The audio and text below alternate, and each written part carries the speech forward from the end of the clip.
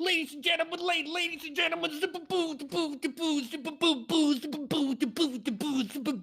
we are back with Crowns and Smoke.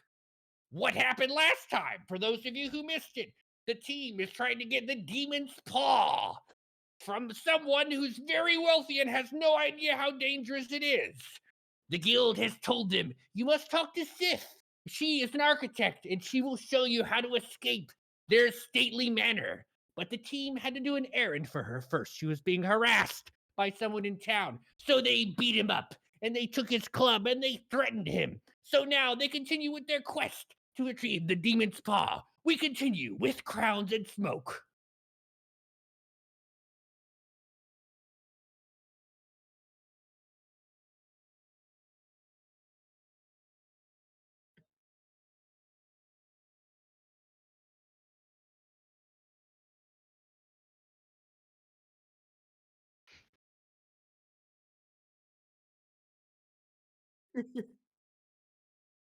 Rayma, Oh, please. wait. Don't be Dream. Back to the musing. loading screen. Dream I'm takeover. gonna let everybody know what you're saying. There's a lot of oh gods Oh, happening from the streamer yeah, right now. and Why not in am a I sexy muted? I way. don't know why I'm muted. Did they not hear Uh, Jimothy? they heard Jimothy. Which is Yeah. just okay. There we go. I'm back. Hooray! All right. That was about as good as an entrance to the second episode of your new.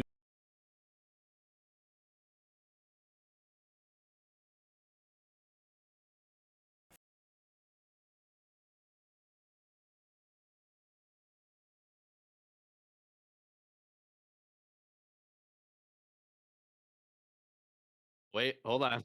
You're muted again. Who's doing this? Tolkien is stepping on the mute button. What is going Yeah, it's on? gotta be Tolkien. It has to be.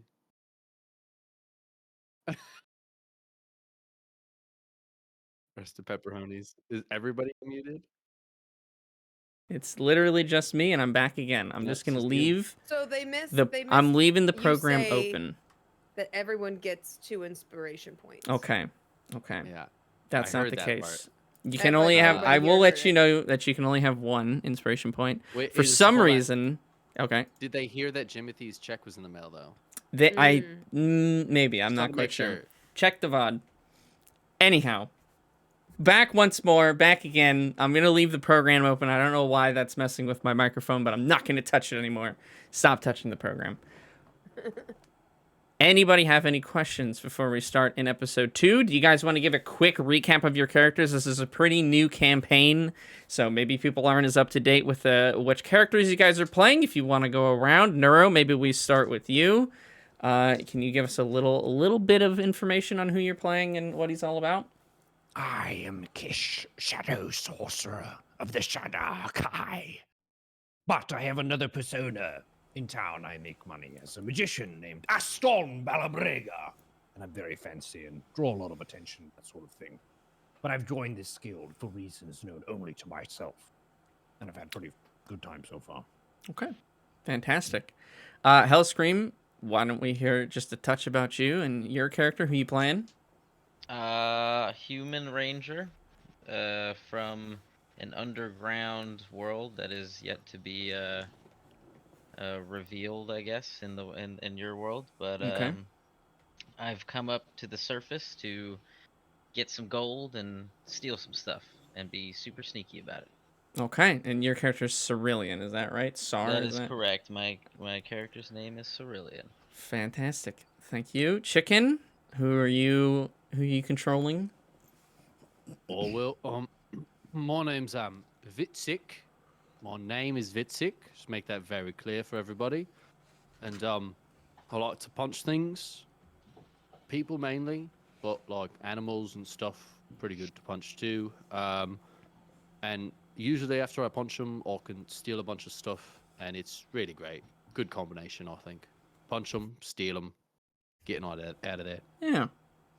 Bit of the bruiser of the group. Doesn't mind getting a Yeah. little up close and personal. I like it.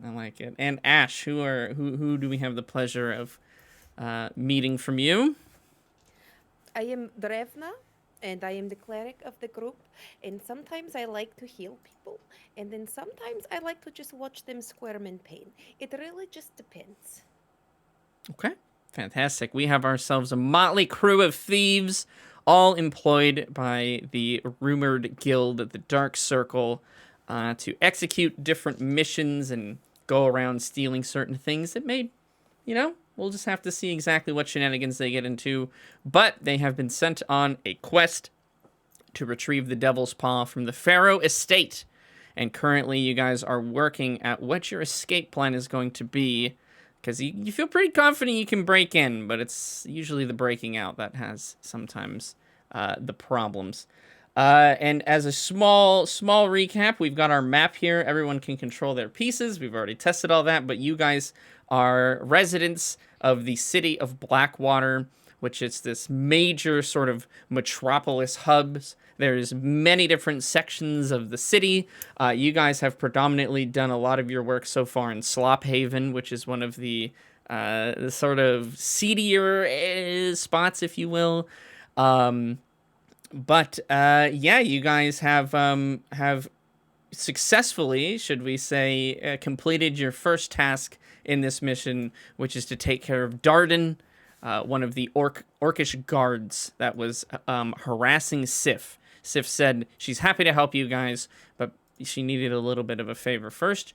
You guys have successfully completed that favor, taken his club as sort of proof that you guys have done so, and we're about to head back there. But before we do, are there any other questions before we get started? Anything you want to say or let people know?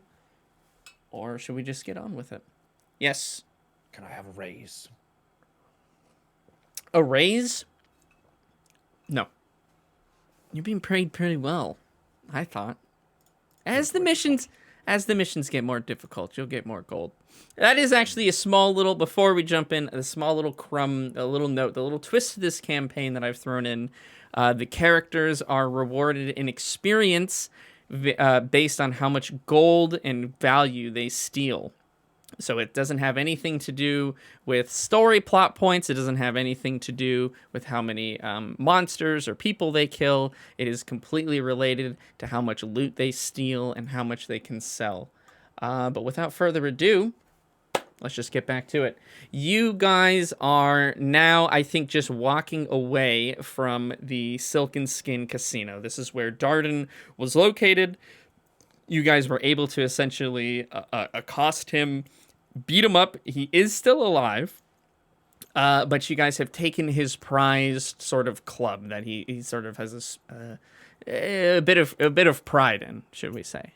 While you guys were there, Chickenman, when he was standing guard, was kind of approached.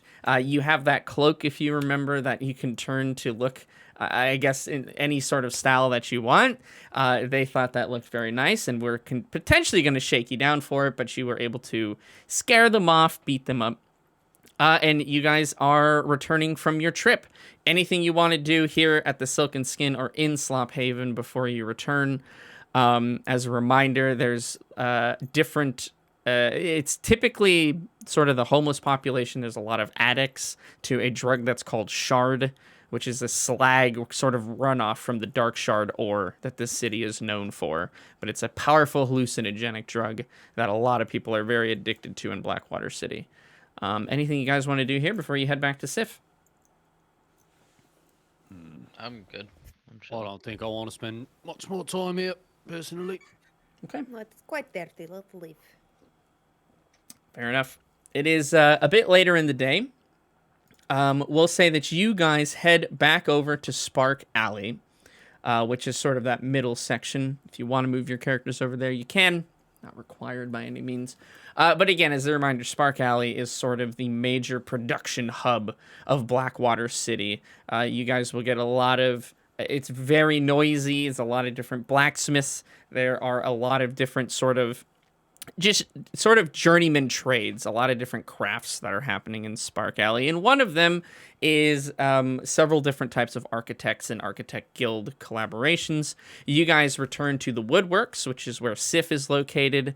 And Gerald, I think, is who I named him. Or was it Gerard? It was either Gerald or Gerard. Let's go with Gerard. Gerard, the elf, walks back up to you guys. Oh, I'm sorry to say we're closing for the night, but I'm sure we could help you all tomorrow. We're not here for regular business. We're here about the thing that we talked to Sif about. The thing. And he kind of takes a moment. He remembers your kind of odd crew from earlier in the day. Excuse me, so sorry. It's been a busy day. Of course, let me take you back to her. And he'll lead you through the back into sort of the back offices, and back into the room that Sif is located in, with all the parchment and maps and inks and different sort of cartography tools that she has at her disposal. Smells like sort of just old musky paper, very, very, maybe like an old library, even kind of like that. As you guys walk in, she's hard at work, again, drawing out some schematics for one of the projects that she was working on. You saw her working on it earlier in that day. She looks much farther ahead than when she was earlier then. Who has the club? I don't. Okay. You can just pick someone. It's okay if you didn't write it down. I'm just curious who has it. Did we forget the Morning Star back at the... It's in my bag. Okay. It's a martial weapon. It's in the backpack. Morning it's Star, just laying 4 in an pound envelope. weight. Okay, 15 4-pound gold weight. value. I Perfect, have it. perfect. Okay, fantastic. You guys walk into her office. It's a bit cramped. She's a gnome. She doesn't take up much space, so she tries to cram in as much different supplies as she possibly can. Gerard, opening the door, kind of does a quick tap on the door. Oh, Sif, your visitors have returned. And he'll kind of do a little pleasant nod and little curtsy bow to all of you as he awkwardly shuffles away, and proceeds with his end of shift tasks. And she'll look up. She has these magnification sort of spectacles on. So you can see her eyes are like gigantic, and she'll move them out of the way. Oh, good. You're back already? Wow, that was so quick. Did you take care of our little problem? Absolutely. Are you He gonna? won't be bothering you anymore. Okay, that's great. Are you gonna I show her have the? this to show. Okay, fantastic. Fantastic. And he's still. And she'll kind of look around and peer outside the door. You guys didn't happen. You didn't permanently He still take draws care of. breath, unfortunately. Very good. Okay, good. I don't We want put that. him in a fearful place, and he'll never mess with you again. We said He we was cut off his humiliated. penis. Yeah, but You know, may the have threatened some bits. details you can take care of. You can keep to yourselves. I don't He really. got hit by a goat going at 45 kilometers per hour. Okay, lovely. Anyways, let's look at that map, shall we? Huh? She eagerly wants to change the subject and stop talking about this completely. A simple yes and showing of the Morning Star would have certainly done for her, and that was about all the details she wanted. So she's a little overwhelmed from all the details you've shared. I think I have it here somewhere, and she'll shuffle through some papers. No, that's not it. And she'll pull out this sort of leather tube and this large sort of scroll that's in there, and sort of display it over her drawing table, if you will. And she'll put down these weights on the corners so that it lays nice and flat. And you can see at the top that it does say the Pharaoh Estate. You guys get a general look at the layout of the manor itself. Who has the highest intelligence out of all of you? My intelligence is 13. Might be you then. I have a 15. Okay. How about Sar and nope, not okay. And nope, It's a not hard pass. okay, hard pass. Got it. So Ash, you can give me an intelligence check This is to big try trouble and if I'm smartest. that is kind of actually. What rude? It's one thing if I say it. Okay. Well, my bad. I'm sorry. I won't say that anymore. My bad. Intelligence. Yep, just add your intelligence modifier to a d20. Well, then I would be 22. Wow. Because I got All a right. nat 20. Because I'm very smart person. Okay. You can tell, and you sort of notice immediately, like, oh, this is actually maybe something I should not be seeing.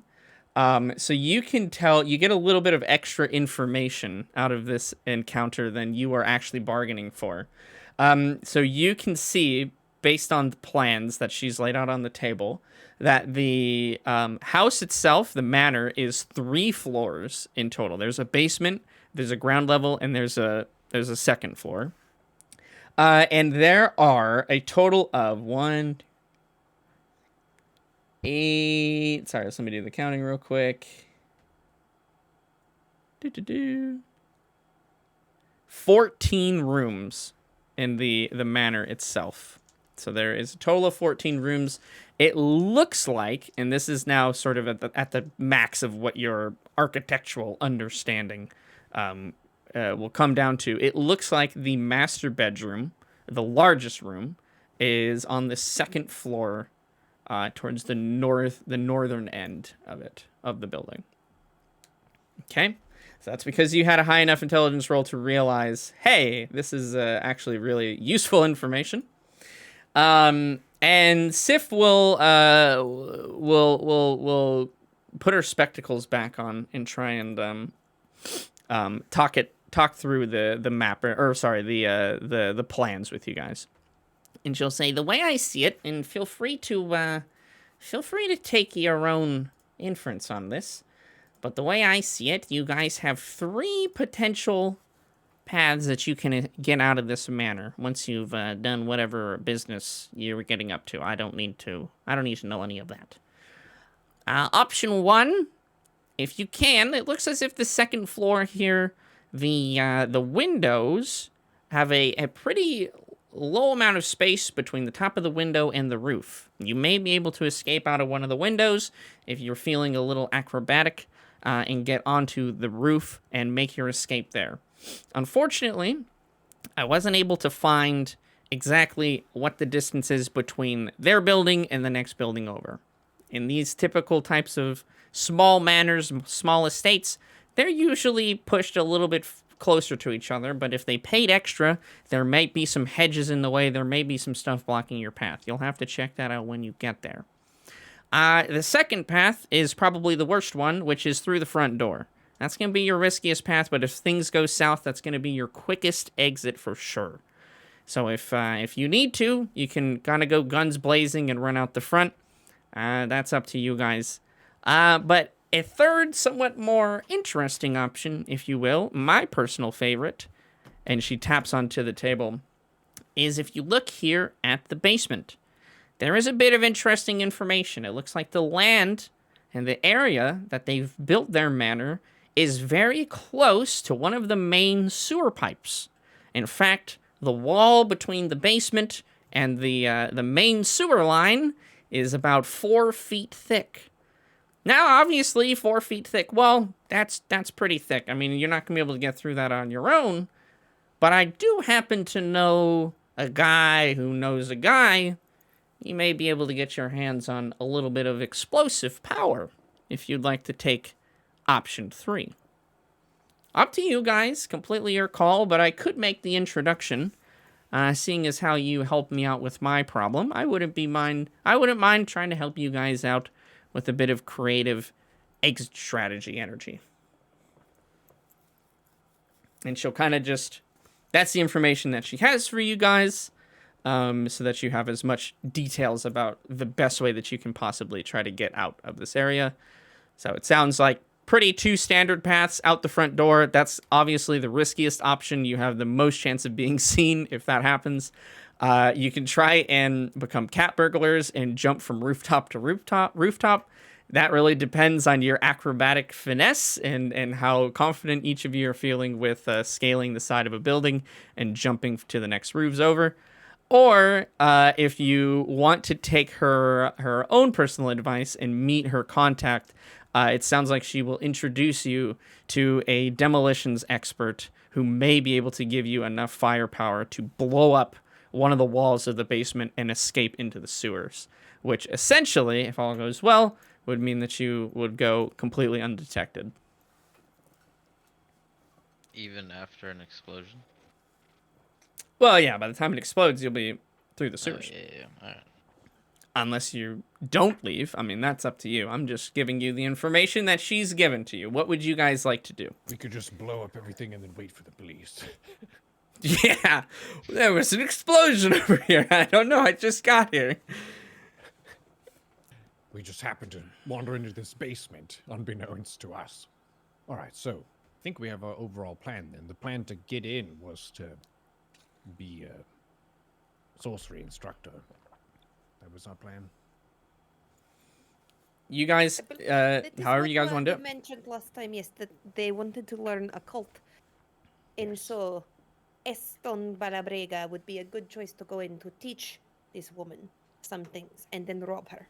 Yes. I'll Yeah. be a distraction. Yeah, you guys can definitely still do whatever scouting information. You have a week total for this mission. It's been 1 day so far, so you still have 6 days left.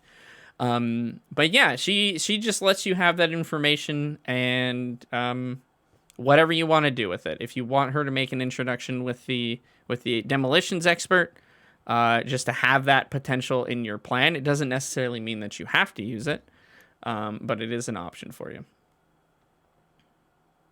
I think it would be smart to talk to the demolitions expert, even if we go somewhere else. It's never bad to have an explosives person on your side. I agree. Yeah. Yes, I would like it to be known though that I am very against shit in my hair. It is Okay. a little thing I have. I know it's not for everyone, but shit in hair, not great. Why would that happen? If we blast into sewer, Right. then you Yeah, get yeah, poop. it's Then it there is is a real poop problem. everywhere. It gets everywhere. It's really You hard to think- get out. You think you don't clean behind your ears very well now, but then you have poop, just shit particles behind your ear. I have a plan. Months. We need to find an umbrella salesperson. And we need to get umbrellas for each of us so that when it explodes, open it, block the shit, close it back up, throw it away, and then we can go. Is there like a spell that you could do that would like get all the shit off of us? Let's see if I have a spell of greater shit blocking. Just something to keep in mind. Maybe like a Spells. ward stops the shit from sticking to you. Prestidigitation, I could close and open a doorway rapidly to fan the smell away. That's better than nothing. It's all solid plans. The success of your guys' mission is all but guaranteed. It's gonna be like I a need to be a think bit of about the legwork. important parts, but I do think umbrellas would be very useful. Where do we go to meet the exploding man? Yeah, she'll say, fantastic. I think that is the most exciting escape route personally.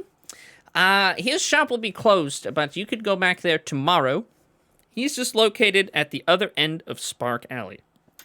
And she will get out a bit of parchment and take one of her quills. She'll write down some information and then close it up into an envelope. And she'll hand it to whoever takes it from her. She'll kind of just hold it out in front of her. This should be all you need in order for an introduction to be made. The individual in question is located at a shop called the Keg and Barrel Explosives Company. Several times they've tried to petition him, the city has, to move his shop away from Spark Alley, especially since a couple of years ago his entire shop ended up in a giant fireball explosion. Maybe you guys remember that. It was all over the Daily News. But he's still there. He rebuilt his store in the exact same spot. Nobody can figure out why. But his name is Fizzle. He just goes by Fizzle. That's it. No last name. I don't know. Maybe he's got one, but that's all I know him. But he handed me this letter here, and he should be able to take care of you, get you the explosives you need. Obviously, keep it on the down low. He's not affiliated with, you know what. I won't say nothing here. So keep all of that business out of there. But he's willing to sell high-grade explosives to people who are willing to pay the right price. Obviously, that's not entirely legal. So, don't just go gallivanting around spreading that business. He only takes personal recommendations and sales to people he knows or people that, he trusts. But this letter should do the job. And yeah, whoever wants to take it can have it. Yeah, you're welcome. I look forward to the next time we do business and hope our happy arrangement can continue. You ever need anything else, you know where to find me. And she'll see if you guys need anything else before she goes back to her work and finishing up her job for the day. She'll take the architectural layout of the Pharaoh estate. She'll roll it back up, put it back in the leather tube, and put it off to the side once again. How far away are we from the estate? You guys are currently in Spark Alley. The estate is located in a place called the Crust. So if you look at the map, and I'll bring the map up for everyone else as well, it's just one district over. The Crust is sort of the largest district of Blackwater City. Her estate is located more towards the north end, so it would probably take you about 2 hours or so to walk there from where you are now. It's and what time is it?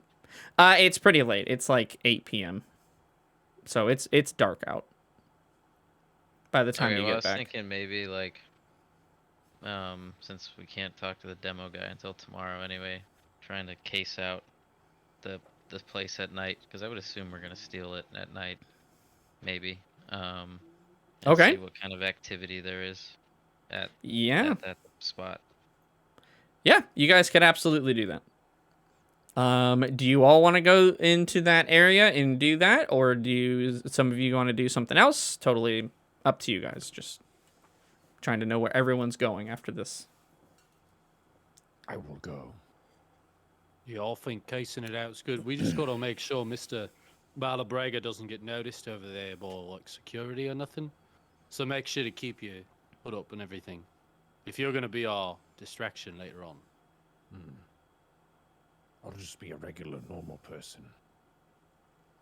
Yeah, that. You can do that. They would never suspect. And I will Okay. go with them as well.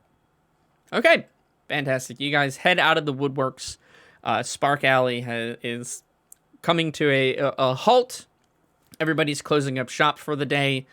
Not a lot of business can be done at night anyway, so not a whole lot of point in being open. And you guys start making your way towards the Crust. It does take you about 2 hours to get there. So it's around 10 p.m. when you arrive. You all are very familiar with the Crust. It is sort of your middle and middle upper class of the city. Nobody that is rich enough to live in Silver Street would dare be caught over there. But it's very, very, you have to make a ton of money in order to live on the sort of the rich district. So this is sort of the next best thing for a lot of people. It's a lot of housing. It's a lot of simple shops. You're looking at butchers. You're looking at different sort of just general food stores and things like that. This is where you're going to find more simple clothes shopping. Anything that a typical normal family might need to go about their day, you can probably find in the Crust. You guys start heading over towards the north end of the district itself, and you can tell that you're entering a bit more of a refined place. There's a little bit more greenery. It's not just streets and houses. Now there's some trees, and people actually have like yards and plants and things like that. As you guys make your way along, you see that there are other manors. Typically, manors are separated by either giant hedge plants or some ornate kind of walls and art decoration. The manors themselves belong to either, relatively wealthy or, again, upper middle class individuals. Some of them seem to have security. You can see that there are guards posted at a couple of them, but they don't really take any mind to you guys, as they're really only concerned with protecting their own estates. There are, we'll say, gates around a lot of them. It seems like these people really value their privacy, and almost you get the sense they want to kind of maybe even trick themselves into thinking they're more well off than they are, even though to the common person they're doing extremely well. But they're obviously not as rich as they would like to be. You guys arrive, though, at Pharaoh Estate. And Pharaoh Estate is a larger manor, a larger mansion, if you will, than most of the other ones that you've encountered. It has very nice, well-kept yard. It has a very nice hedges that line all sides. The hedges are very tall. So what she mentioned about being able to potentially jump from one of the rooftops to another one doesn't look like it will be an option for you guys unless you cut down the trees or something like that, or you get some magical way to jump like 10 feet up in the air and like 15 feet across. So that is probably not going to be an option for you, and you guys take note of that as you arrive. What's your plan for scouting out the manor before I give you any more information on what you see? So there's like a hedge surrounding the whole thing. But on the other side, like on the outer side, are there like tall buildings to be able to like see over the hedge, or no? So it's not hedges that surround the entire thing. Think of it like a square, and on three sides there are these very large hedges to block their sight from the neighbors, and then on the main road it's a large gate. It has like a large metal fence that goes up about 8-9 feet or so, and then a large sort of double gate in the middle. Again, more ornate, kind of just really trying to show off, hey, we've got money, I can afford this really expensive kind of nice thing. Maybe a little overdone for security, but certainly, you guys can see the manor, but unless you try to like actually infiltrate, you'll probably not be able to see like the back of the manor or anything like that. You can see the front. Sure. Across the street from the manor does happen to be a let's see, actually. Just a relatively it's actually another manor that's across the street. But you can tell definitely not as wealthy as the Pharaoh Manor that you're looking at. It's like another mansion. The mansion that's across the street just has actually only some low-hanging gates. And the building itself is roughly the same size as the Pharaoh Estate.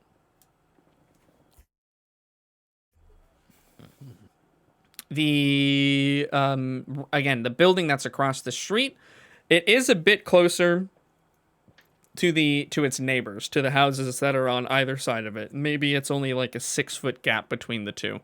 So a smaller alleyway. It looks like that side of the street, or those particular buildings, they're a little more cookie cutter than like somebody invested money to build this building. It looks like probably a company built it and then sold it to someone. So they're all a little similar looking. They're roughly the same size. And they're kind of squished more together. It looks like to try to make a little bit more use out of the land. And how tall are those buildings in comparison to the big manor? The big manor is maybe 10 feet taller than the ones that are across the street. More. Like 1 story or so, yeah. Okay. Well, it looks like we're not gonna get a super good view because of these bushes.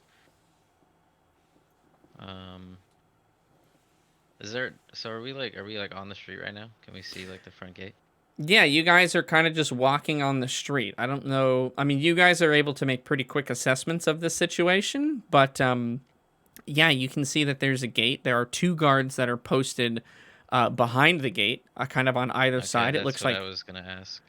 yeah, there are 2 Okay. guards that are there. I'm assuming you guys are not walking extremely quickly. The guards look like they don't really pay much attention to you, and they're kind of just chatting with each other. As you're walking by, you see around one of the sides of the buildings a guard with a lantern, kind of just patrolling the grounds. So you can see at least at night there's been 3 guards so far. Okay.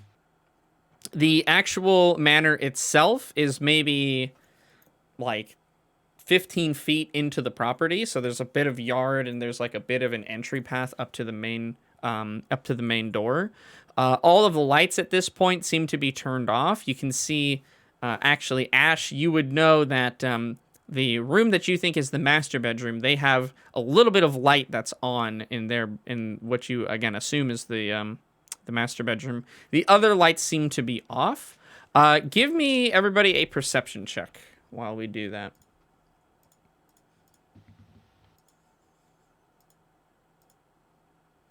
19 plus 3 is 22. Okay, wow. Yeah.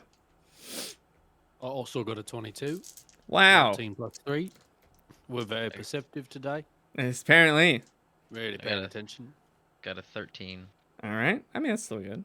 It's no 22. It's not Ash, 22, but what did I'll you take get? it. A 4? Oh, you're Honestly, muted. Oh, no, there you go. I got a 5 because I rolled a 1 Nice. and have plus 4. Okay, that's okay. This is a different dice set. I don't know why. I... Anytime Ash needs to roll perception, whether in this campaign or Wayfarers, it's always like under a 6. Doesn't matter. I'm going. Next character will be blind. Yeah, well, I mean, your current characters are blind too. It's just you just didn't just don't quite know it yet. you didn't quite anticipate that to be the case. Yeah, fantastic. The 22s are more than enough. Chicken Man, you and Neuro can see inside the building there are at least in 2 separate areas on either sides of the house there are lights you can see and they're actually moving. So you figure either those are servants or guards or people that are just awake at this time, but they have some sort of light, like a lantern or maybe it's just a candle or something, and they're walking around the building.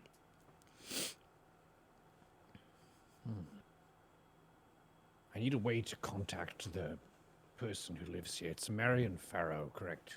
Marion Farrow is her name, the president of Farrow Winery. Farrow's Reserve. Farrow's Reserve, yep, that's the one. That's the one. I took notes.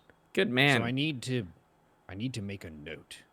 Okay, And make a then note. to give it to the guard, I'm gonna make a note.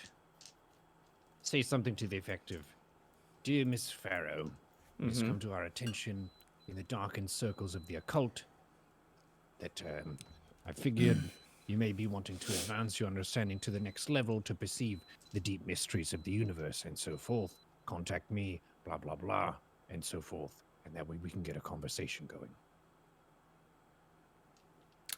Sure. Do whatever you want. All right, I will do so. Okay, so you make a note to that effect then. Yes. Okay. You have that note. You've written it out. Excellent. I'd like to see what the houses on either side of the manor are looking like. Do they Okay. have guards? Do they have security? Could we maybe sneak a peek through the hedges by Sure. trespassing on some property? Yeah. Perhaps even the backside, if it's another property over there. Maybe they're not as well guarded. Okay. Roll me 2d20. Just let me know what you get. 2d20. I got a 4 and a 9. Okay. It looks like the manors on either sides of the house at least have a guard at the gate. You can't tell if there's any other ones on the grounds, but there's at least one guard at their gates. And right now we have a possible 5 at the big manor. Possible. Yep. Yep. So are you gonna give that note to one of the guards tonight? Yes. That was my plan. Okay. That way we can get the ball rolling and then enter the place like normal Yeah. people. They I will never think- suspect a thing. Should the rest of us go somewhere else then and let you do it That's- alone? That's kind of what I was thinking. I was thinking of maybe trying to get on like a rooftop of the manor across the street, because a lot of the time for like rich people, their servants or guards might use different entrances than the main entrance, and so we could possibly get a vantage point to see where the guard goes with the letter, to see if there's like a side entrance somewhere.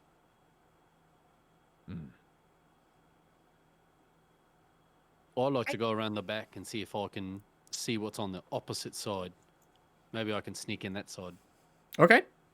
So it sounds like, and correct me if I'm wrong, but just from what I'm hearing, Neuro, you're going to go up to one of the guards, give them the note, and then Ash and Hellscream and Chicken, you guys are going to go around the back and see what that sort of side of the building looks like.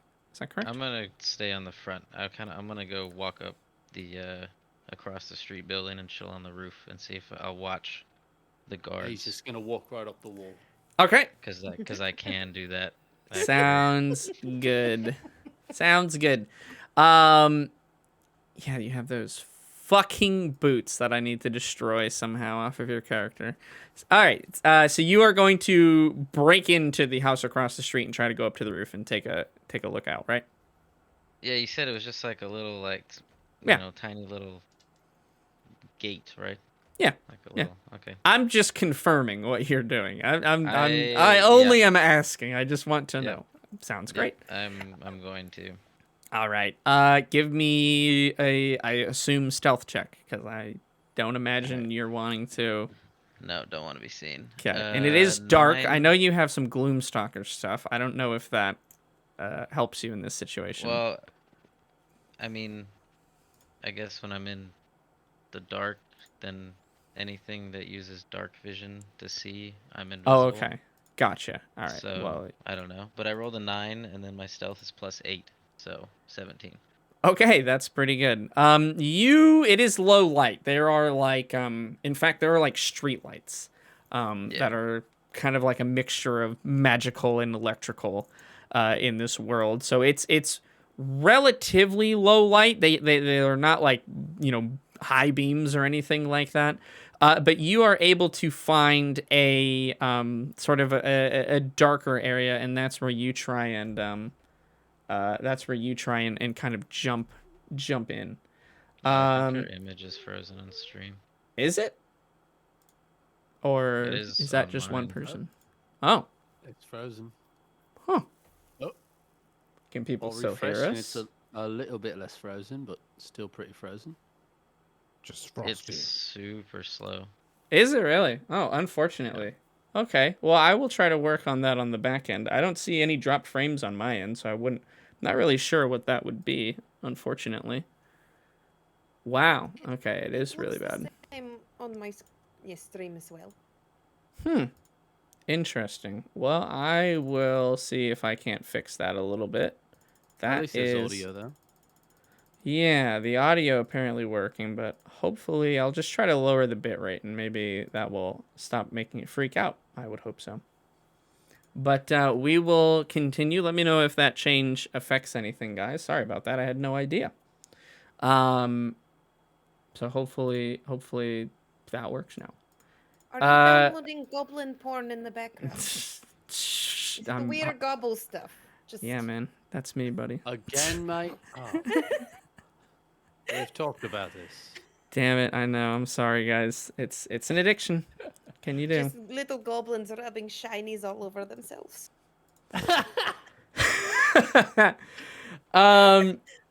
Yeah. Yeah, I'll have to work on that. Okay, well we'll continue. Hopefully it fixes itself. I don't know why that would happen. I can take a second and try and see if it fixes, but I lowered the bitrate by about 2,000 or so. I have an idea. Mm-hmm. The map Hit thing me. is causing my frame rate to be super low. You might Okay. close that and see if the issue is better. Just to Yeah, figure out if maybe. That's what's causing the problem. Okay, we could do that. We'll just switch to here, and then we'll I'll just close the map. Probably don't need it for this session anyways, but hopefully that fixes it. That would be a bummer if that map program doesn't work, because that would be very nice to use for this.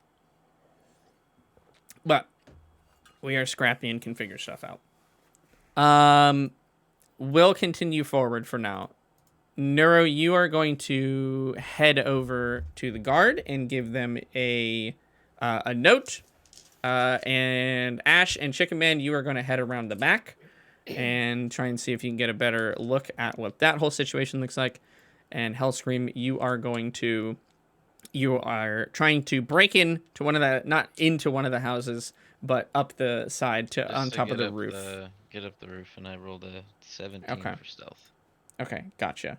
Your 17 is enough for you to, what you can imagine, make it over the side. You kind of melt away into the darkness. You feel very confident that you were able to do so without being seen. And you make it over to the building. You wait a few moments, and nobody seems to come up to you or say anything, so you think you've made it. We'll put a pause for you for a second. Ash and Chickenman, you guys just head off, kind of continuing down the street, and you're going to just try and go around. That's going to take you a little bit, so we'll just say that you guys are walking off over there. Neuro, you head up to one of the guards. Like I said, there's two of them that are at the gate. They're just chatting with each other. And they stop for a minute, and they kind of just look at you. You can see it with your dark vision. They also actually have torches, so you don't quite need to use that. But they're kind of just taken aback at somebody walking up to them in the middle of the night. What would you like to do? Disturb you, gentlemen. I had a missive from Lady Pharaoh. It's this note here. If you could pass it along to her, that would be much obliged.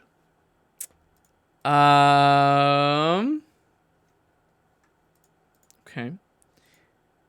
The guard that's closest to you takes the note and says, "Yeah, and who are you there, bud?" I'm an agent of the occult circle in this town. We keep some of our business secret, but Miss Pharaoh has been practicing many of the arts that we practice as well.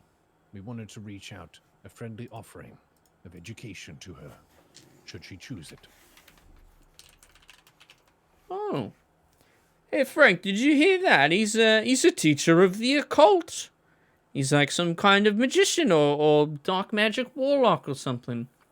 And Frank, If you'd like, I can demonstrate something for you now. he goes, "Oh, yeah, go ahead, mate. Go ahead and demonstrate for us what kind of dark magics you got there." Would you believe that within this, I have something very different? Guess what's inside of this for a quick moment, quietly to yourself. Maybe it's a key, maybe it's a coin, maybe it's something else entirely. And I will pull out the fuzzy ball from my rust bag of tricks. Okay. And get ready to throw it. Let me see what I have to roll here. Mm-hmm. It's a D8.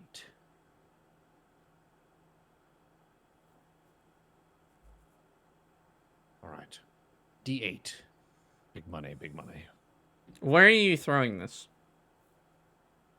Where am I throwing? Yeah, you said you throw this ball. Where are you throwing it? I'm kind of toward the street, not toward them. Okay. Oh, I'm just asking. So I throw this ball, and I rolled a 1, so it turns into a rat. Poof! Excellent. And the rat is there, and I will have it. Rat! Stand on your back legs, and wave at these nice gentlemen. Can you give it commands, this one? Yes. Okay. Yeah, the rat does that.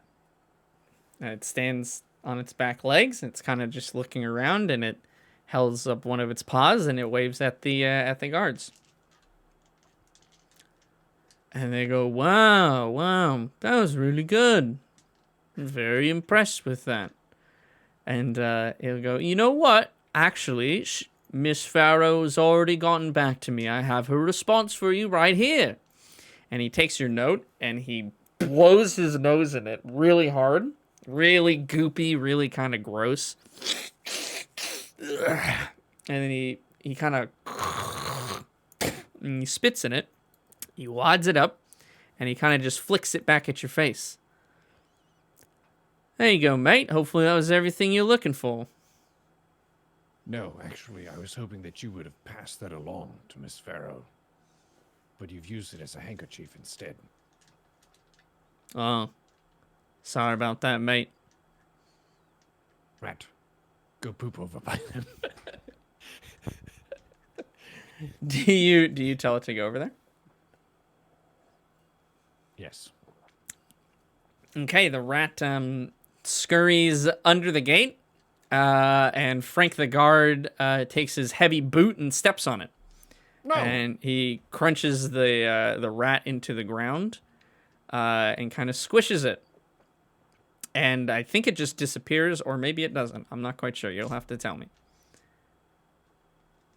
Hang on, let me just manage the emotions there. Yep.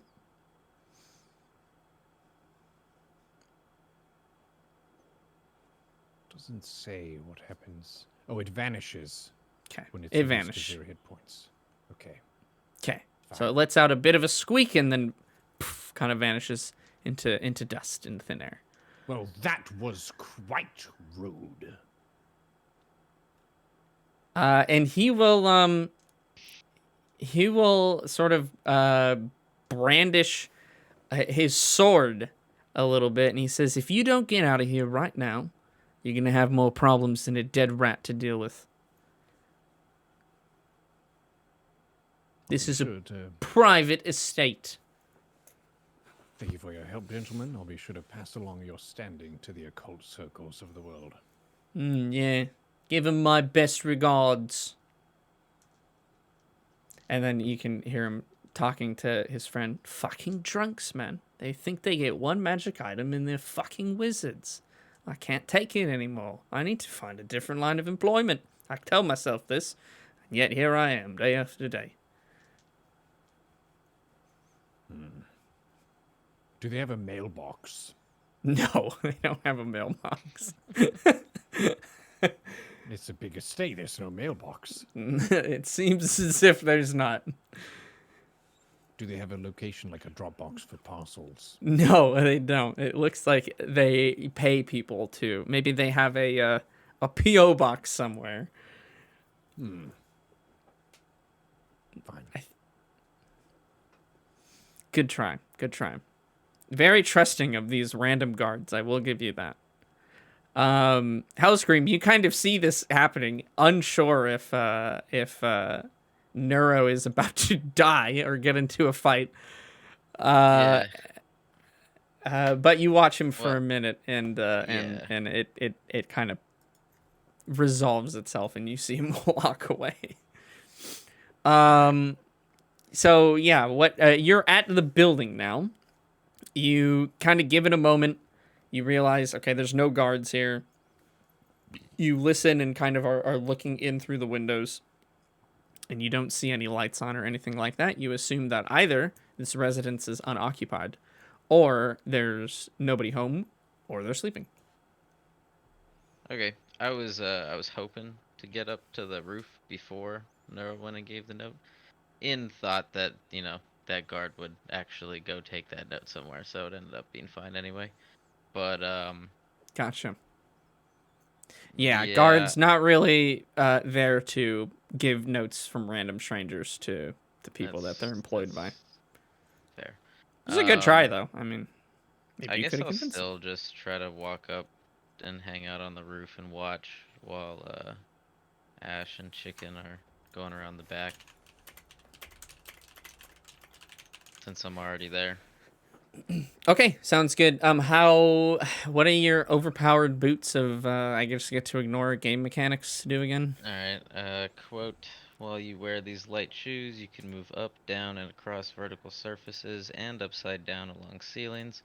While leaving your hands free, you have climbing speed equal to your walking speed. However, these slippers don't allow you to move this way on a slippery surface such as covered by ice or oil. So there's I see. So I just need to cover all my buildings in oil. Got it. Never mind, Okay. the Pharaoh family is an oil family. It's Yeah, not nah, wine. actually, yeah. You've gone to the only ice manor in the city. Crazy how that works out. They're getting really popular lately. No, you have your boots on, and yeah, you're able to walk up the side of the wall with ease. You just very simply get up to the roof in one swift movement. It's about 15, 20 feet high, something along those lines. And you're now on top of the roof. This is obviously a vantage point you're very comfortable with. And you can get a much better view of the manor itself. Are you looking for anything in particular, or just trying to take note of anything that looks interesting? I guess access points, like amount Okay. of windows, Okay. and if I can see any sort of other door besides the main, and then any sort of movement. I'm trying to get a head count of people, active at this time. Sure. Sounds good. I will come back to you with that information. We will switch over to Ash and Chicken Man. You guys have taken the past few minutes going around the street and now going towards the back. And to your surprise, the back of the building is actually it's connected to a general store. It looks like there's a shop that sells. I don't know. Let's find out. What do they sell at this shop? They sell silverware. So they sell different kinds of just silverware, forks, knives, that sorts of things. But you can see the hedge of the back of the Pharaoh estate. It looks as if, there's like a simple wooden gate that blocks your access into the alley that would go behind the silverware store. What would you like to do? You're at the front. The silverware store is closed for the day and is it looks like to be 2 stories. The first story is everything's black inside the windows. The second story, it looks like there's a bit of light on in one of the windows. It's very common for a lot of shops to kind of double as houses, where they use the ground floor as their commercial space and then the top floor as their living area. So that might be the case with this particular shop as well. I think this looks like a great potential place to sneak in to the property. I'd like to check out the back little alley there. If we can sneak in through the gate without making too much noise. Sounds good. You are in a more commercialized area of the crust, being on the backside of this manor. And there are actually people that are kind of out on the streets. There is a tavern or two that's just down the way, so you're not completely alone. How would you like to approach getting into the alley? Like I said, there's like a 6-foot wooden door kind of thing that blocks your entrance into the alley. Do any of the people around look like guards or anything? Not that you can see. They all just look like general townsfolk, drunks, and people of the night, if you will. Well, general experience is they don't pay attention to anything, so. Okay. I could kind of stand in front. Are you going to try to pick the locker? Or are you going to jump over? Well, more lock-picking skills, not that great. I don't know about yours. I could try because I have special invisible gloves that will give me not advantage, but they give me +5 to dexterity checks. Sleight of hand to pick locks and steal things. I think if you got those fancy gloves, you should probably try to pick the lock, and I'll keep an eye out, make sure everything's all good out here, without looking too suspicious. Okay. I will make myself look very tiny as I try to pick the lock behind him. Okay, sounds good. Give me a sleight of hand check. Give me a sleight of hand. It is a 15 +5 +3. Yeah, you make absolute simple work of a very, very, well, I would say relatively simple lock. Nothing too crazy guarding the alleyway, which essentially is only home to the trash of the building. Yeah, you're able to pick the lock very quickly with a satisfying click. The tumblers fall into place, and the door opens. We are in. Let's just take a quick look over our shoulders, and if nobody's watching, I think we just go in. Okay. From what you can see, nobody seems to be paying particular attention to you. Okay, well, then I think we just go in. Okay, you guys open the door just wide enough for you to enter the sort of side alley of the silverware shop, and kind of close the door gently behind you so as not to make too much noise. This is indeed where they keep their trash. So you can see that there are several just bags of trash on the ground. It looks like garbage collection maybe is due for the next day. And yeah, you're on the side of the building. There is a door that leads into the building itself, kind of towards the back end. And the alleyway does kind of shoot off to the back of the building as well.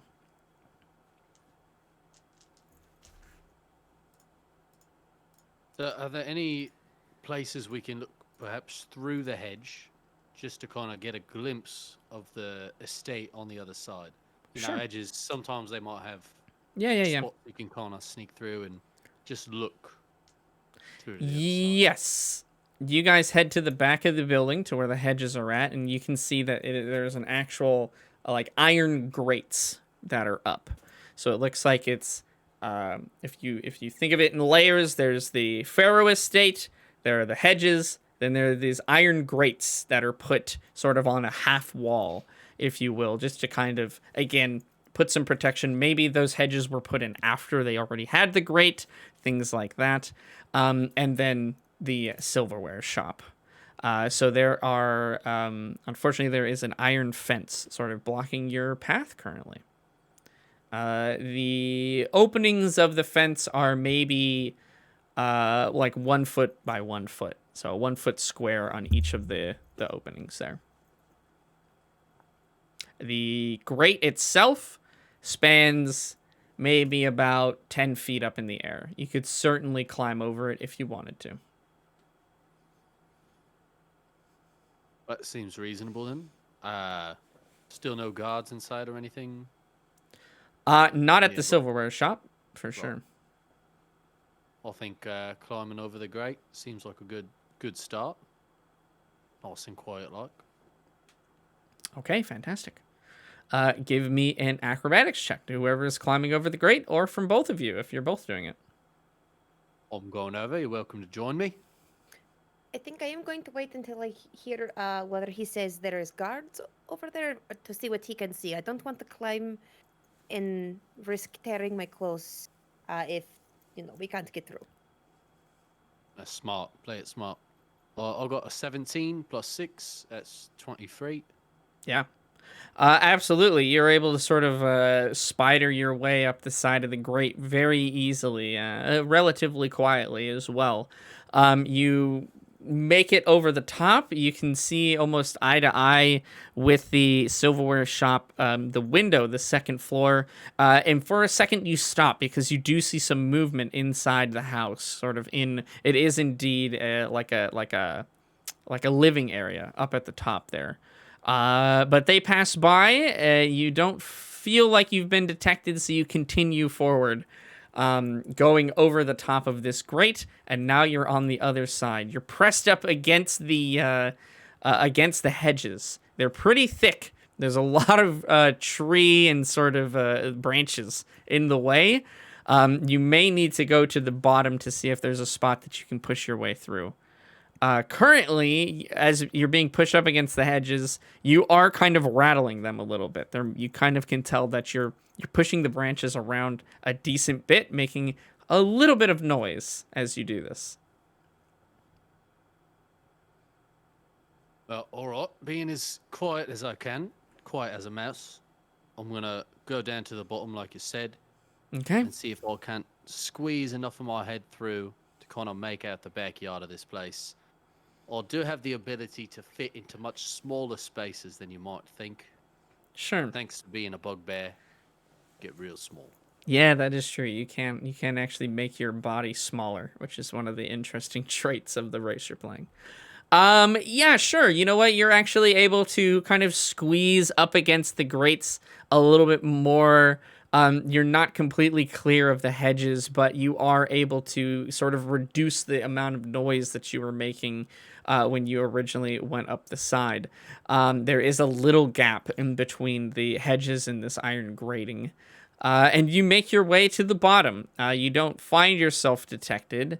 Give me a D20 roll, just a straight up D20.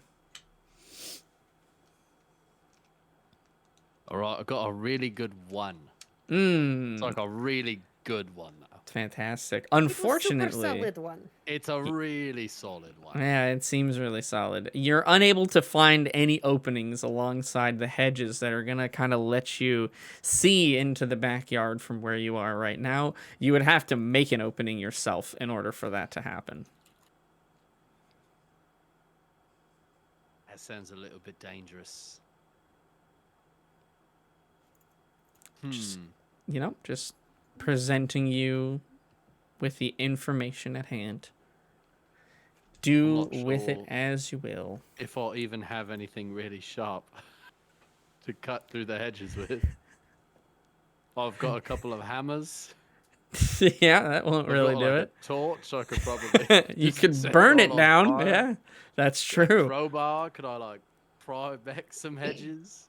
Not really. DM, if I were to cast Pass Without a Trace, does that also cloak the things you're doing? Because it says it leaves behind no tracks or trace of passage, and that we all it's complete shadows and silence. Okay, let me see what that does exactly. Pass Without a Trace. That's one of the spells you can do. Let's see Yes. here. Do.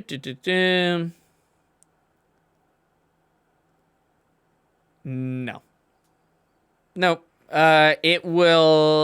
It'll just basically any action that you do. So if you, for instance, jump on like a floor or something like that, well, it would silence it. Yeah, so it would be quieter, but it wouldn't necessarily make like any action you do completely immune from detection. So that would make what is the context that you're trying to use that spell in?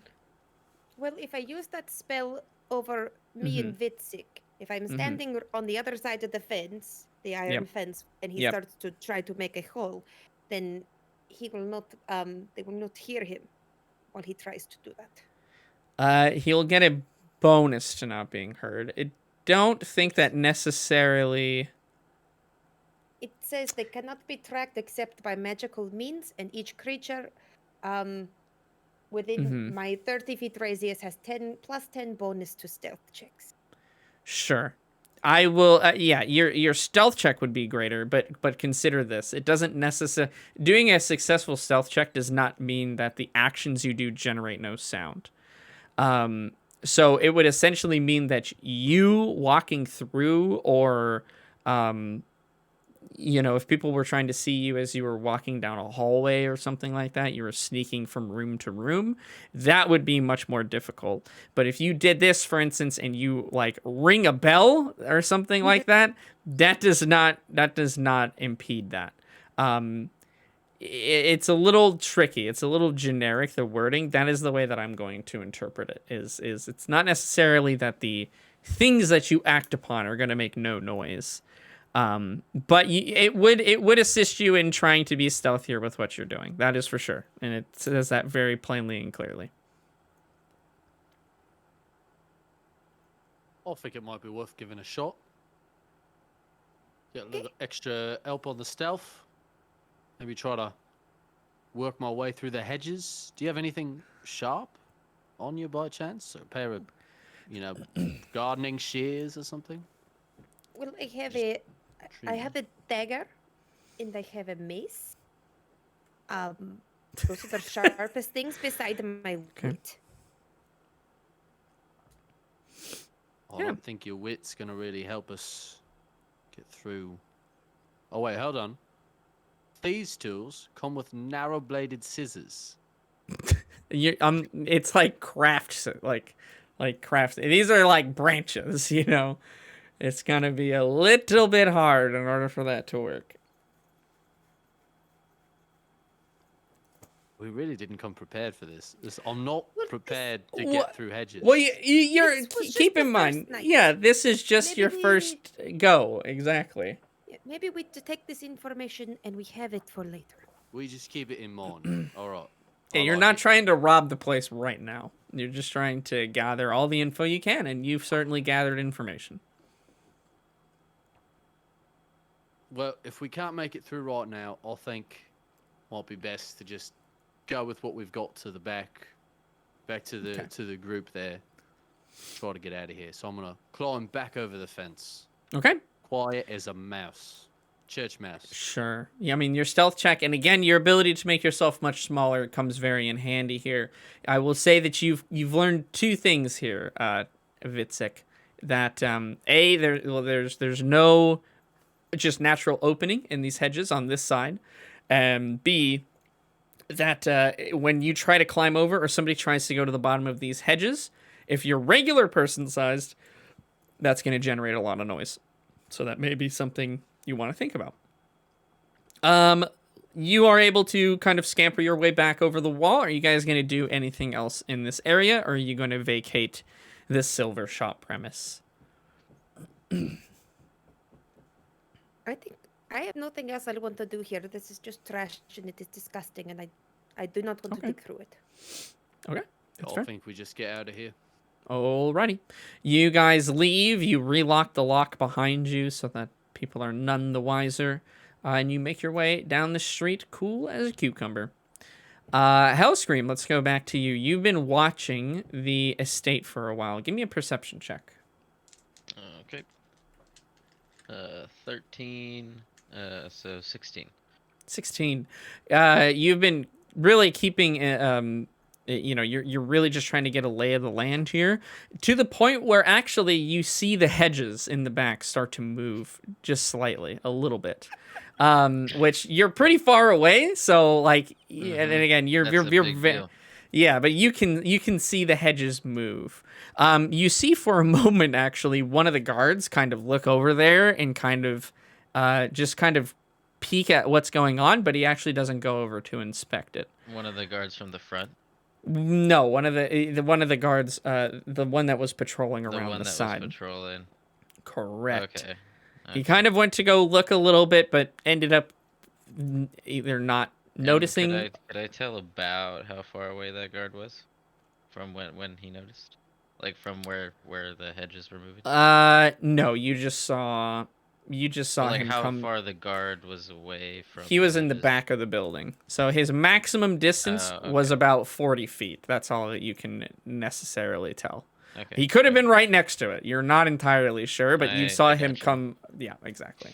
Okay. You do pick up some good information, though. You can see that the top of the building has a total of, from what you can see, this is just the front and kind of the sides. You're not 100% sure about this information, but you know that there are at least 5 windows on the top of the building, and on the bottom floor of the building there are 6 or 7 windows, predominantly on the south side of the building, which looks to be, from what you can tell, again, you're pretty far away, but maybe like a living room or something like that, like an entertainment room. And what about the mhm. second story? 5. There are 5 windows from what you can see up there. 3 of which are predominantly located in like what Ash said was probably the master bedroom. Wasn't this building a 3-story building? It's a 2-story building. 2-story building with a basement. So it's Basement, underground. ground, first floor. Basement, ground, Oh, first floor. Yep. Or second floor, okay. rather. I However was you want to do thinking it. A 3-story building. I'm like, all right, you're telling me the bottom, the top. Like, where's What the about the middle? third one? There's a Yeah, third layer okay. to this cake. What are we doing? Nope. Okay, got It's it. three layers in total. Nice. Is there any other kind of information you were looking for? You got an accurate count of the guards earlier. You can still see that on the bottom floor there are 2 lights that seem to be moving around independently of each other. So again, you can tell that those are either guards or, again, service people. Actually, let me ask you this. How long are you going to stay up on this building and see what's going on? Well, about how much time I got up there right after Neuro gave the letter, Okay. and It about was how much time immediately had dismissed. passed. Yeah. Yeah. About how much time had passed from when Ash and Chicken went around the back and did all that, because I would have been up there that entire time. I mean, well, again, are you using anything as a cue for when you're going to get down off this building, or are you just staying up there until you feel like No, I leaving? guess right now I'm just kind of staying up there until maybe I see them come back. Okay. Um, okay. And Ash and Chicken, are you guys going back, or are you going somewhere else? I don't think you guys discussed any of this, so I'm not quite sure Not where people really. are going. That's okay. I'm just trying to get a sense for where people are going. What's I'm going just on? wallowing in my disappointment. You're just walking around like, anybody They need don't a have sorcery? a mailbox. The cars won't work with me. Don't know what to do. It sucks. I did want to just see if there were any patterns and movements from the guards. Sure. We'll say that you've been up there so far for about 10 minutes. How about that? That's Okay. generally a decent Sure. amount of time. You can see in those 10 minutes that the lights inside of the houses have seemingly, or inside of the house, has seemingly just kind of aimlessly gone from room to room. You can't necessarily tell exactly how many rooms are on this ground floor, but you do see the light disappear and kind of reappear where some of the windows are. You figure, obviously, the windows are going to be where the rooms are. And those are moving independently of each other. There doesn't seem to necessarily be a pattern with that, but they have gone back and forth to the same areas. Sometimes they'll stay in the same spot. So you figure that those are probably guards, actually. Those are not just servants, because what would the servants be doing for these 10 minutes? They could be, but you're not entirely sure. If you want to spend more time, you may be able to make that determination. The two guards at the front of the gate have continued to be there. They're just, again, they're still talking. You can't tell about what exactly. And you have picked up further information that there are two guards patrolling the surroundings of the building, kind of on opposite schedules. Okay. So there's 6. So far from what you can tell. From what I can tell. Okay. Yep. All right. I think actually with that information, I don't think there's much else. Okay. I'm gonna go back and meet back up with Neuro. Okay, sounds good. Give me another stealth check for kind of breaking out of the place. Just kinda... 17 plus 8, so that would be a 25. Yeah, you are feeling extremely sneaky. You've picked up enough of the sense of where the guards are looking, that you feel very confident that nobody's seen you as you make your way down the wall and then over the side of the front fence, into that sort of dark patch that you were able to get into before. You give it a couple moments just to make sure nobody seems to have seen you, and you kind of waltz about your business as if you're just a passerby. Sounds good. Yeah, you walk down the street. Neuro, I don't know if you were going in a particular direction or if you were just walking away, but pretty quickly, Sar is able to catch up to you, and yeah, he divulges what he's seen to you. I delivered my missive to the guards.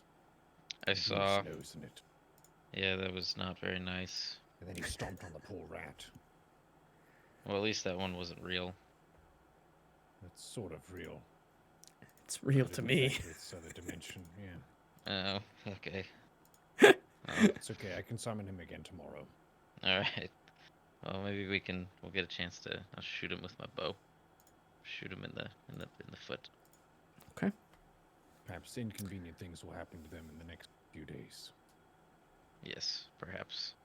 But I still need a way to talk to Miss Pharaoh.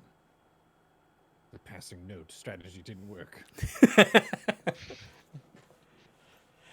And shortly after you catch up with with Neuro, Chickenman, and Ash make their way around the corner, you guys are reunited once more and walk off into the distance, sharing what you He found. did what to your rat? He I swear to stepped on God, it. by the end of this, we need to kill Frank. He deserves nothing better than that. Frank, you know this man? I heard his name at some point in the story, and I'll never forget it. Frank the guard sticks with me. Steel I don't know trap. his name. You did. Oh. You did know his name. You didn't even realize it, and you passed it on to me. Yeah. I appreciate it. Good. Does We need to anybody get payback. And I Does still need to anybody talk to Miss Farrow. Sorry, I interrupted you. God damn it! God damn it! Does anyone have a place that we can go back to talk about the things that we have seen and potentially make some plans for the next few days? You all have very meager, I'll say, residences in Blackwater City. So you have homes that you can go to. Oh, yes, but I'm asking because I don't want to take them back to mine. Okay, yeah. I'm just throwing the information out We to the only world. just met. Yeah. I get it. Could go to my place. It's pretty nice. I've got some tea. If you like tea. Well, Yes. I'll take some tea. I also have a couch. If anyone likes sitting. Okay, you Standing on walls.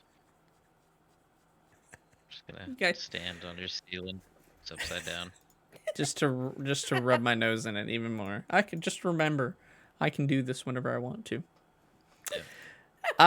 You head back to Kish's apartment, we'll say, which is located at the southern end of the crust. It's again, it's the most popular sort of just residential area of the city. You go into your flat. There is indeed, it's completely barren except for literally tea and then a couch. And those are the only two things in his house. No, I'm just kidding. You have, again, it's a pretty, meager lifestyle at this point. I can't give you guys like actual buildings and things like that. Is there Yes. plumbing? Yeah, there's plumbing. Yes.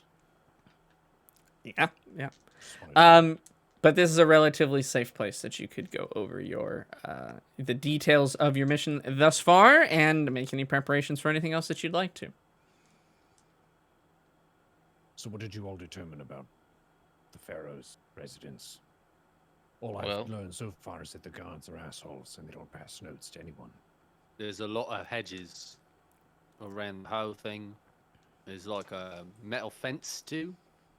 Big old metal grate. You can get over it, but it's real well protected around the outside.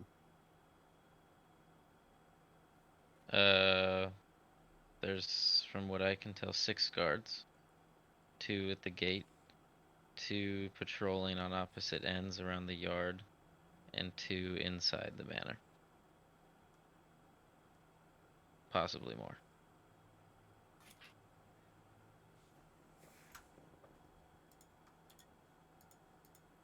So, That the sneaking inside seems like it might be a little difficult unless we have some kind of distraction. Or we are able to get Kish introduced to Lady Pharaoh during the day if she leaves the manor. That's And what I then, was oops, thinking. bumps into her. And Aston Balabrega is so magic and sexy, and she just takes him right back. It could work. Solid. We also do know some information about the leader of the guards. I believe his name is Dublin.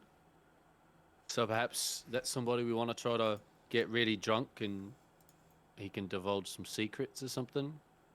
Be like, oh yeah, no, we're short-handed on Thursday, so there's only going to be 2 guards. Something like that. Maybe we could just get them really drunk and then like tie them up in the back and I don't know. That's One great. less guard to worry about. So we can go on Thursday. That's excellent information. Well, I'm not really sure what day it is right now, but Wait, how do we know It's- who the was, leader uh, of the guards is again? Gray Mask told you.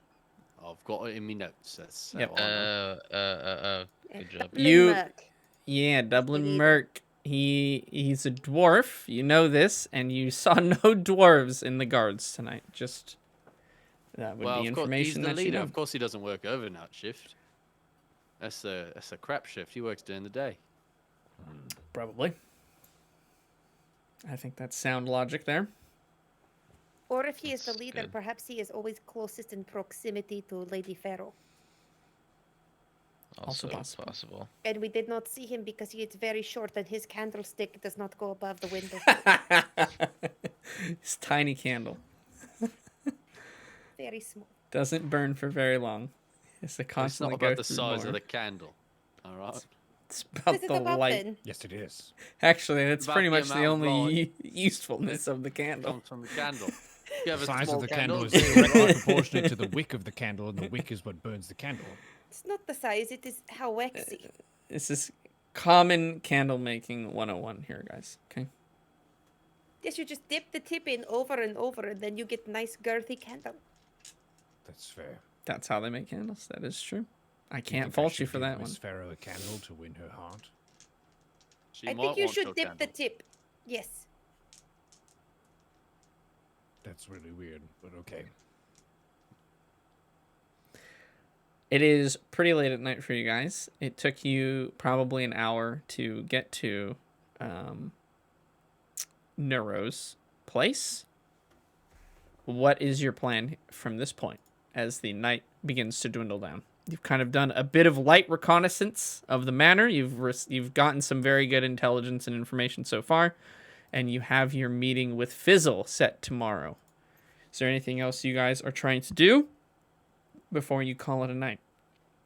So I do have 3 other bedrolls that people could use if you want to sleep here for the night. We'll warn you, it is haunted. Just a hot elf ghost babe, so it's not really a big deal. But if you see that, that's what it is, and it's not very weird. Oh, all right. What's her name? Her name is Gertha. Gertha. Excellent. A typical elvish name. Yep. Yeah, I've never met a very bad Gertha in common. my life. Very common elf name right there. Yep. Well, we should get some rest. We have a lot of work to do tomorrow. Yes. Yeah, I we're agree. also still a little beat up from our encounter. Yeah, a long Yeah. rest sounds really nice right now. Yeah. My Yeah, 9 points. You guys are welcome to stay at your newfound friend's Kish apartment, or you can Over. have a sleepover, or you can go back to your own homes. That's also Is your fine. tea loose or is your tea in bags? It's in bags. You could teabag your eyes, and then it will help your eyes relax. What? Why would I need to do that? Because you're all beat up. Oh, is my face messed up? I didn't want to say anything, but it's little. Thank you for saying something. That means a lot. And I've been told that teabagging eyes is the best thing for it. That's very weird. I've Just heard a that as nice- well, though. Teabag compress. It's really nice to have a tea bag on your eyes when you're trying to go to sleep. Skincare is important. I didn't Holy- even know that. Fantastic. Everybody goes to sleep and then wakes up Wait, the no, next but day we- magically. It's now the daytime. Good morning, everyone. Good What kind of tea do morning. you want? We have green tea, black tea, Earl and, Grey. orange twist. What I kind would do you like want? the green tea, please. Okay, one green tea for you. What do you want? An orange twist sounds lovely. All right. The orange twist. All right. 2 Yeah, orange great twists choice, and great green choice. tea. Excellent. I'll have black tea. Can I help you cook some breakfast? You got some eggs or bacon? No. You open up it's not like a refrigerator, but it's like a kind of like an ice chest sort of thing. In there you see it's just all water. There's actually no food inside of his ice chest. If anybody's thirsty for more than just the tea, there's a lot of water in here. I always try to keep myself well stocked. About Good to what be time hydrated. is it? Is it just in the morning? Yeah, it would be like 7:30, something like What that. time are we meeting Fizzle? You guys didn't have a necessarily set time. It's not We're like you just had an going to his appointment. shop. You're just going to his shop. Yeah. Oh, okay, gotcha. Yep. So whenever you want to, really. So we need to go to that shop, and we need to also find a way to talk to Miss Farrow. We should also probably try to decide how it is going to go down once you were to be inside, and if it is only you going inside, or if somebody is like your wizard assistant, or if the other ones are making distraction outside, or if the other ones are just, beating the shit out of their guards for fun. But I think we should Well. maybe drink tea and discuss other potentials for plans, and then go to the meeting, or go to the meeting and then talk about this later. Honestly, I am open. I have an idea, at least for sneaking you all in. If there's an occult ritual which requires multiple persons to channel the dark magics, then we would need others to help us. And you could be undercover as other occult practitioners. I would necessitate your participation, and then I could cast darkness in the room. You can slip out, no problem, then go get the devil's paw and just blast out of there. Perfect. We have to get the key phrase as well. So we must make sure we find a way to get Lady Pharaoh to tell you the key phrase, the passcode. Because it has an alert spell? Right. So if we take it and we don't say the passcode, then the alarm is triggered. Right. But if we blow up part of the building, that would also make sense as to why the alarm is triggered. So we could also just blow something up. That's good. The one thing I'm worried about with this is if it's clear that we're there with you, and then we go sneak off, steal the thing, then clearly you were in on it, and you've got a name around town. Rest of us don't really matter, but Aston Balabrega might be somebody that people know, might be able to track you down, figure out what's going on here. Well, I was thinking about that and how being Aston Balabrega pays all right. You saw the apartment here, it's decent, but it's kind of shit. And working for the Dark Circle pays really well, so I don't necessarily need to continue to be Aston, but I could. It's one of those things. I could also pretend to be someone else. But yes, you could be a third person. Yes. Oh, we've got so many names. It's not the worst idea.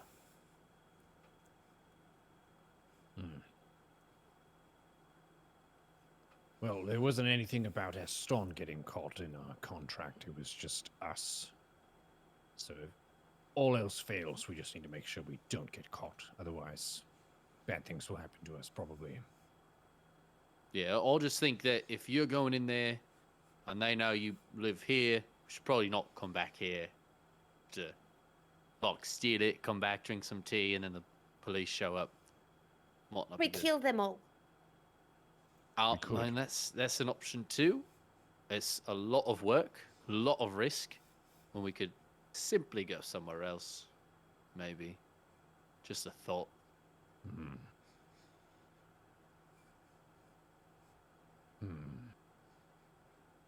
Why don't we go see Fizzle I think Well, that's a see, great uh, idea. and see what he has to offer? He probably has explosives. Yeah. Well, yeah, Nice. yep, you're right. Okay, you guys make your way to Fizzle. Is that right? Yes. All right. You depart from Kish's,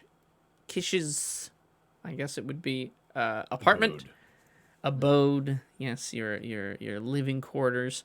And you make your way back to the western end of Spark Alley, where Fizzle is located in his shop, the Keg and Barrel Explosives Company.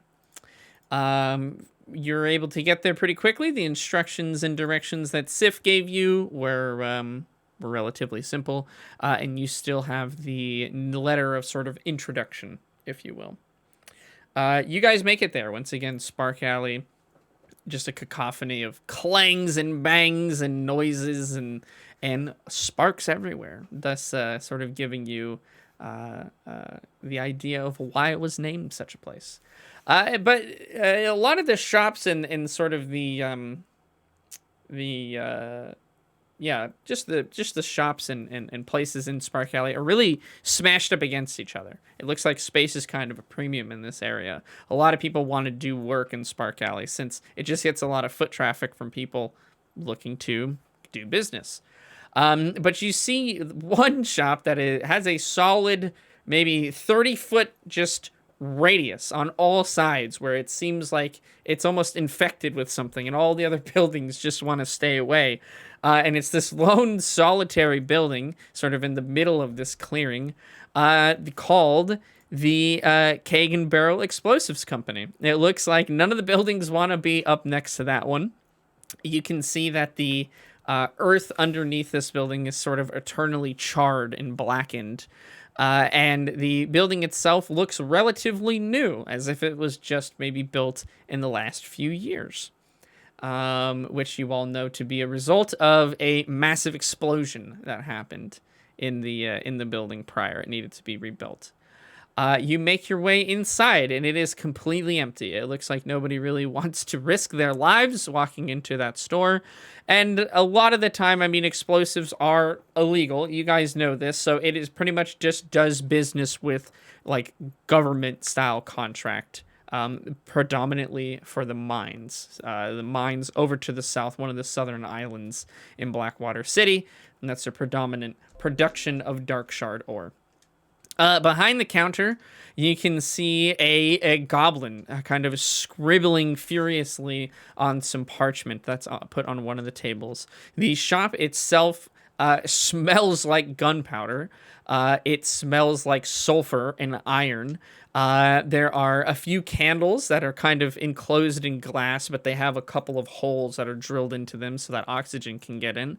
But it looks like they maybe learned their lesson from last time, and they don't seek for their shop to go up in flames once more. There's not really any product out on the floor. The floor itself, it's not really a retail space. So you kind of walk in and immediately are put in front of this desk. A majority of the building is behind the desk, inaccessible to normal just customers. As you walk in, a bell chimes, which you can barely hear, again, over the hammering and the loud noises from outside the building. It's a little bit quieter in this spot, though, because it is so far away from all of the other buildings. The goblin he peeks his head up. He kind of looks at you from behind his hands. He was sort of hunched over, scribbling down. You can see it looks like, actually, you can't really see. It has terrible handwriting, so you can't actually make out anything of what that note says. The goblin himself looks to be covered in just a layer of ash and soot, as if he works over candles and brewing different sorts of, explosives at all hours. His hands are sort of this, again, a very similar blackened ash, and anywhere he touches on the table, and even the parchment itself gets these smudges over everything. So that really doesn't help the legibility of his note that he's trying to write. Under the counter, you can see this insignia of what looks to be like a cask, like a barrel, but it has a fuse that's coming out of it, and it looks like it's lit, and it's been like wood burnt into the desk. It looks like maybe that's his special logo, so that you know his products whenever they're delivered. He looks up and he says, "What can I do for you today, fine fellows?" We're looking to create a little bit of disorder in an ordered situation with some kaboom. Well, you've come to the right place. Kaboom is what we do best.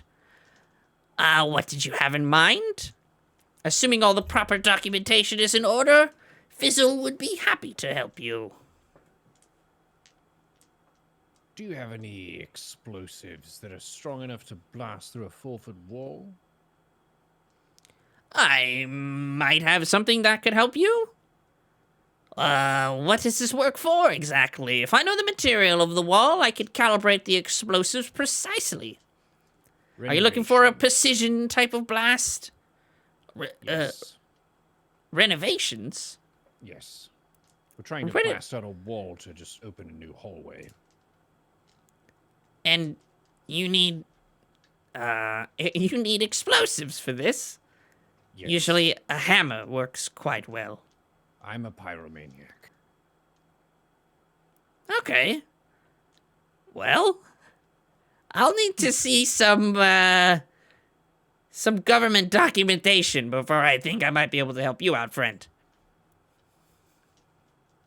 I think we've got a letter from the homeowner who wants to have this done, perhaps. Right. And he'll kind of wave you away. A letter from the homeowner is not going to be good enough. My ordinances are only to be used on government projects. I learned my lesson last time, trust me. Until you get that, once you receive such clearance, feel free to come back. I'd be happy to help you then. And he kind of just looks back into his work. His tuft of sort of white hair kind of flops over the front of his face. He doesn't have much hair, so he's predominantly bald, but he's kind of like almost like a monk ring, if you will, where the top of his head is just bald, and then the sides are all just like this fluffy, almost cat-like hair, in a way. Can't we give this individual the missive? Yeah, you just haven't done that, so I just, yeah, if you want to, that's fine. Let's hand the note. Oh. So you do have documentation. I don't know Yes. why you didn't just lead with this. I thought You're we'd just ask and maybe we you're could the stuff. We're new to the whole explosives thing. Sorry about that. It would just like your conversation. Well, thank you. Let me just take a look at this note. And he opens it again, just smudging like ink and ash all over this paper. And he pulls out the letter. He unfolds it quickly. Ah, I see. So we're looking to do that kind of business. And he kind of rubs his nose, which is like again permanently stained this black, because it looks like he kind of rubs his nose a lot. Let me just make a few preparations. And he'll jump off the stool that he was sitting on, and he kind of clambers around the side of the desk, and opens like a little half door so that he can go out to the front of the room, and he clicks the lock to his front door, and he draws the shades, and he flips over a sign in one of the windows that says closed. There. Now he shouldn't be interrupted. Why don't you come back to my office and we can discuss this matter a little bit more personally. And he opens the half door. You can see his fingers are sort of these elongated, almost skeletal looking claws. And he taps his yellow chipped nails on the side of the wood as he waits for you guys hurriedly. It almost seems like he's just hopped up on like caffeine, because everything he does is very erratic and very kind of jolty. And he kind of tries to hurry you guys through and into the back of his office. You can see his office, quote unquote, is just a giant back room where it's his production facility. You can see many different flasks and beakers and barrels filled with different sort of chemicals, some of them liquid, most of them different types of powder. And you can see there are some inventory of explosives from what you can tell. Everything, once again, branded with his insignia trademark. The back of this room is a solid maybe 20 feet by 20 feet. It's a relatively decent sized space for him to work in, but obviously it's not made for a ton of people to be working back there. It seems to you that this is a fairly solo operation. And he will kind of climb up one of his stools. He stands at maybe like barely 3 feet tall, so he's quite tiny compared to you guys. And he sits down. He wipes his sort of, again, blackened hands on his leather apron, and invites you guys to sit down on basically whatever barrel or box you can find. So tell me about what you're actually blowing up, because I don't assume it's renovations. I assume that anything that we say is kept in confidence with you. Ah, yes, of course. It would be doubly bad for me and my business if word got out that I would just sell to anybody. So I trust your discretion in this matter. We need an escape route. Some of the houses in the posh part of town lead into the sewers, but they're blocked by a wall. We wouldn't have time to hammer our way through. I see. Very ingenious escape plan, if I may say. And how thick are the walls? At 4 feet, give or take. That's going to require quite an explosive. Let me do a little searching. Do you know what the walls are made of? Do I know what the walls are made of? Yes. Are they made of steel? Are they made of stone? Are these wooden walls? If you don't know, then, I mean, that's okay. But the more information you have, the better. It was stone, wasn't it? I will say you guys don't actually have that information. You don't know what the basement walls are made of, but you could take a guess or just tell them you don't know. It's up to you. Do we know what the main building is constructed from, just by looking at it? Some kind of mixture of stone and concrete kind of deal, yeah. The main building itself is a mixture of stone or concrete of some kind. I see. But we don't know exactly what we'll be dealing with down there until we get there. Okay, fair enough. Well, I can tell you, the sewer pipes of the city are made of a fairly robust iron. Not too robust, mind you. This shouldn't be a problem. But unless the basement for some reason is comprised of some sort of hardened steel, I think what I have should be enough. Let me take a look. And he'll kind of jump down off of his stool, kind of pitter-patter over, almost kind of reminiscent of a penguin a little bit, over to his inventory, and he'll look through boxes. You can see he's actually kind of grabbing stuff. Some of it he throws over his shoulder, which sort of freaks you out. You're not sure if any of that stuff is actually, like, explosive or how it really works. None of you guys are demolitions expert, of course. And he says, we're in a bit of a pickle. And he'll come back to you guys. Nothing I have, and nothing I could make you right now, I think would be sufficient enough. However, you may be here at a relatively lucky time. I don't think you're completely out of luck here. One of my recent shipments was actually intercepted by some low-level thug street gang. Now, normally I don't care. The government pays for carrying the explosives to the mine themselves. And so once it's out of my shop, well, then it's out of my hands. I still get paid either way. But I do know that shipment was intercepted not a week ago, just a few days, in fact. That shipment should have explosives that are powerful enough to get through your wall.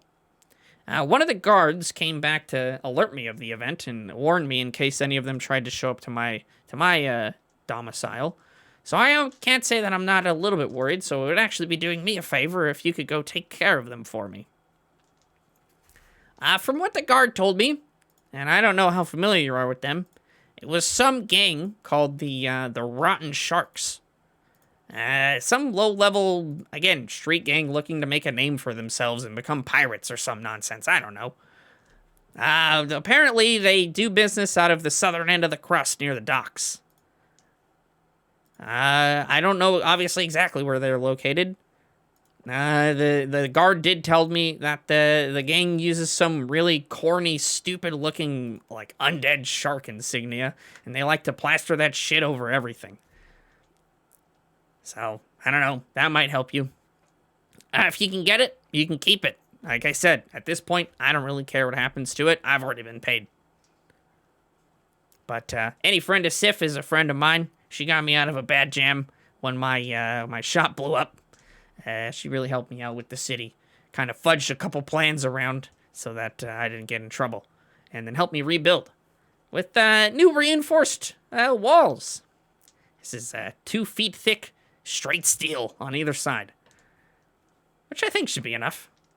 I haven't tested it, though. Maybe I should do that one day. Yeah, maybe when we're not in here. Testing is a good idea. Great plan. So Well- we need to go rough up these gangsters and get the bomb from them. If you want to. If they haven't unbarreled it yet, it'll be, well, in a barrel very similar to what you see here. And he points to one of them. It's just kind of, again, it's like a big cask. And it has his insignia on the side. He also tells you that most of the ordnance that he builds, he also stamps that insignia on the bottom, in case they have already unboxed it and they're using it. He says, I haven't heard of any explosions happening around the city yet, so my bet is they still have it. If they haven't sold it to someone else. That's my best bet for you guys. Do you have any leads on where they might be in the city?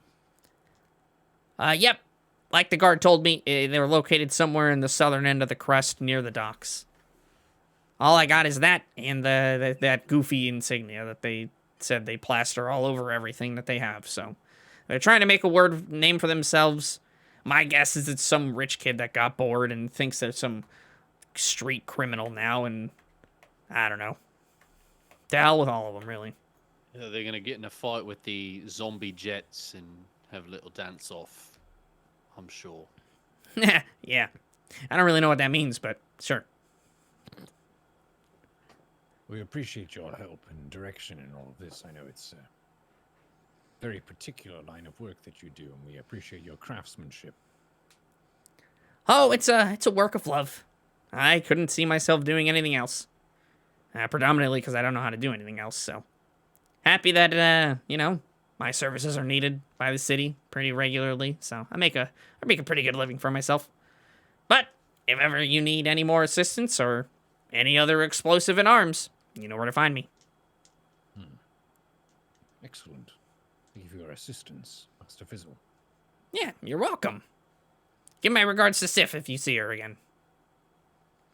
Will do. Think we got what we needed? Okay, bye. And he'll lead you guys out and reopen his shop as you leave. May the infinite void of darkness consume all of your foes. I say as I leave. Oh, yeah, okay. Sure. Thanks, More man. now. You too, or I think. It's a Shadark high cultural thing you wouldn't understand. I sure don't. So we have a lead. We need to go to the south of the crust and beat up a gang. That is, Well, it sounds like. Yep. seems to be. What would you guys like to do? It's earlier on in the day. It's maybe noon at this point.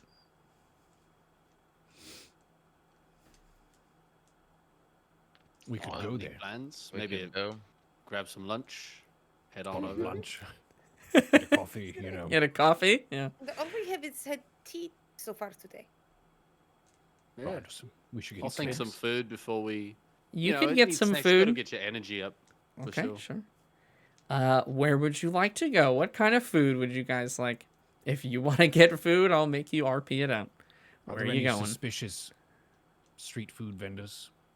that we could purchase from? Suspicious street food vendors, like Just oh, kinda that's some sketchy. dodgy food, or Yeah. like maybe this food is bad. Like Listen, getting. if I don't have to do a constitution save during my lunch, I'm gonna be disappointed. Okay, gotcha. There are some street food vendors. You figure if you go to Slop Haven, that there's probably any food that you get there would be Nice. very sketchy. The opposite way we're going. Okay, yeah, it It's is. too far away. It would be quite I an think we get endeavor something for your on the day. way. You know, just if we see something good while we're walking, Okay. stop in maybe a sandwich shop, hot dog cart, something like that. Okay, sure. Yeah, you guys, as you make your way to the south end of the crust, that's where the docks are. It's a very busy, sort of almost industrial kind of zone of the city. It's where all the imports and exports come out of, so it's quite a hustling, bustling spot. It's lined as you get closer and closer to the water with warehouses, just a bunch of storage facilities.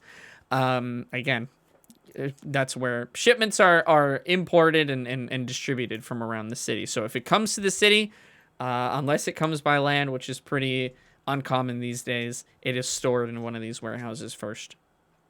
Yeah, you guys walk down. You are able to find like a food stall that sells skewered fish. So if you would like to eat that, give me a D20 roll. I'm good. Okay, I you're rolled gonna a not eat. 4. All I right, got a sounds good. 10. Okay. I got an 18. I'm just going to have the smallest of nibbles. Okay. Yeah, Ash, your fish was very tasty. Actually, it tasted extremely good. You're fairly certain, Kish, that yours is spoiled from the day prior, and that you got sold some old rancid fish. And Chicken Man, yours is a little bit dodgy, but you think probably okay to eat. Oh, I ate the whole thing. It Okay. was fine. It but, was you fine. know, gotta I- eat sometimes, mate. I just had a little nibble of mine. Can I offer the rest of mine to Kish? Yeah, if you want to. Thank you. Would you like my fish on a stick? Yes. The one that I had was nasty. It did not look very good. I need to cleanse my palate. And you know, the best thing to cleanse palate with is more fish. Do we know Yeah, what when kind you- of fish it is? You know? Halibut. Yeah, it's halibut. All right. It's Just not very basic nearly fish. as good as stonefish. That's No. for sure. No. Well,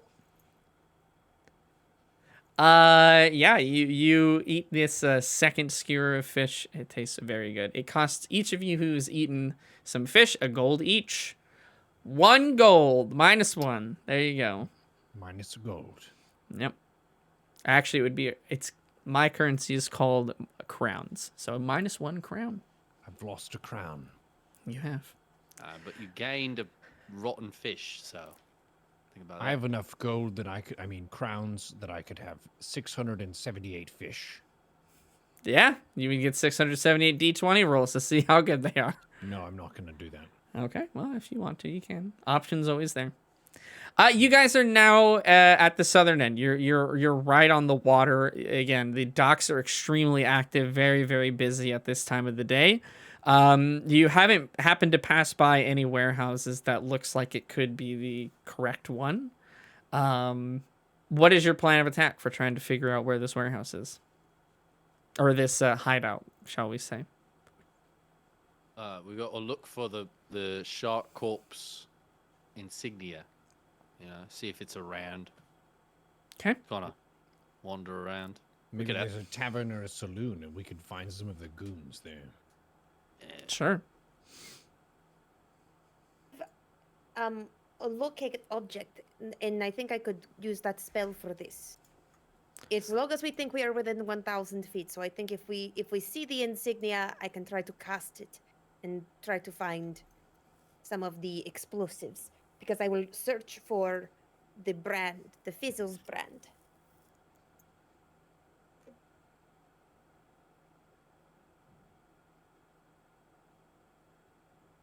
Yeah, okay, apparently you can. Jesus Christ, that is insane. All right. Yeah, you cast locate object, and you're looking for this insignia that's plastered on the side of a barrel. Give me a D20 roll. I got a 14. Do I do any pluses to that? Nope, just a straight up D20. The object is located within 1,000 feet of you. If you head all the way to the east, you figure that you can find the exact place it's located. Okay, I tell that to all of my team. Do you want to just go? Yeah, might as well. It's a very If it handy looks a trick you do there. little bit too dodgy, we can always back on out. But I'll say we go give it a look. Well, we're Yeah. specifically going to a place that is particularly dodgy on purpose. Yeah. That means Yeah. we found the right place. But maybe there's only like 1 or 2 guards there. We could just go right in. But if there's like 30 people there, you know, maybe we want to wait till it's late. But at least Yeah. we'll know where we're going. That's true. Yeah, you guys are led to this location. It is indeed a warehouse. That's Ash. That's where you essentially stop. You're maybe 60, 70 feet away, so that you're not too close. But you see, yeah, it's a large warehouse. On the front of it is this sort of almost graffiti painted, tacky looking stupid shark insignia. It looks like it was painted very sloppily. You can barely tell that it's a shark, but you figure that must be it, seeing as this locate spell has brought you to this place. Out in front, sort of hanging out in front of the door and sort of on the steps leading up to this warehouse are 10 just kind of degenerate-looking young adults. They're dressed in all manner of really just kind of shitty ragtag clothes. They're not like busting out swords or anything like that, but some of them kind of have like a couple of clubs and things like that, and they're heckling some of the passerbys. It looks like they think they're way cooler than they actually are. For the most part, people are just ignoring them, and they haven't quite gotten the attention of the guards of the city quite yet.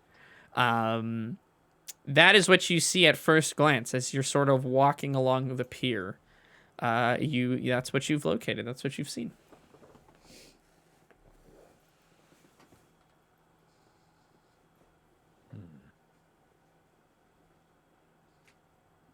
Do you think if we just go in, they would attack us?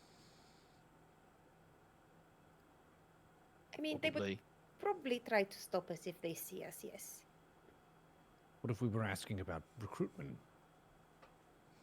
Maybe pretend that we want to join. It's an up-and-coming gang. Lots of people would want to join that. Not You a might bad have... They might make you do something to join their gang. Like do a silly dance or what? Probably. Or Yep. kill a shark Shark. to prove that you are worthy of being a shark. Right. That makes sense. All right. Isn't it What just would- like 5 teenager-looking kids? No, it's 10 people, young adults. I would 10 say. of them. Yeah, Oh, they're like hanging out on the no stoop way. and steps.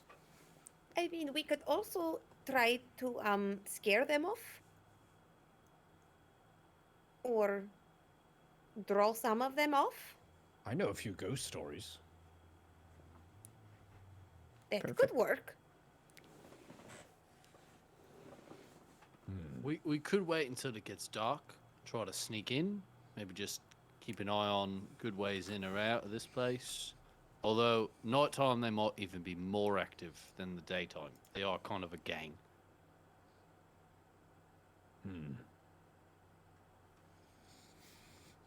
Do you think, or we could, I could disguise myself as a guard and try to give them a stern talking to, and then they could leave. They would leave their own warehouse. I mean, if they probably have to go home, they're little.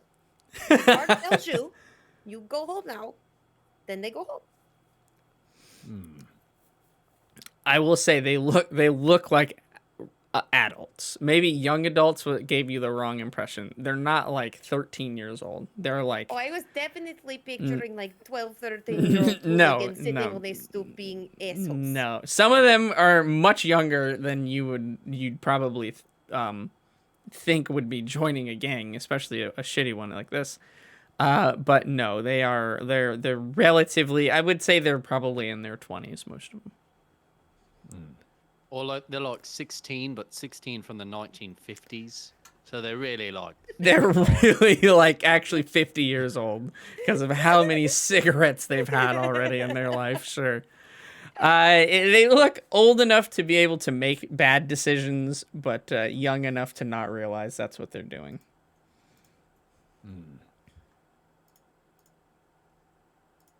Understood. Well, if they're young, they probably have bedtime. Or maybe not that young. Early 20s. Maybe like 4 o'clock in the morning. They might be going to bed. Actually, our best bet might be like 6 a.m. sunrise. None of them are going to be awake. Not a chance. Surprised they're awake now. It's like 2 o'clock in the afternoon. That's a super good idea. Okay. Go in there sleeping. And they sleep at degen times. So we just walk in like a normal person at normal hours. They'll all be asleep.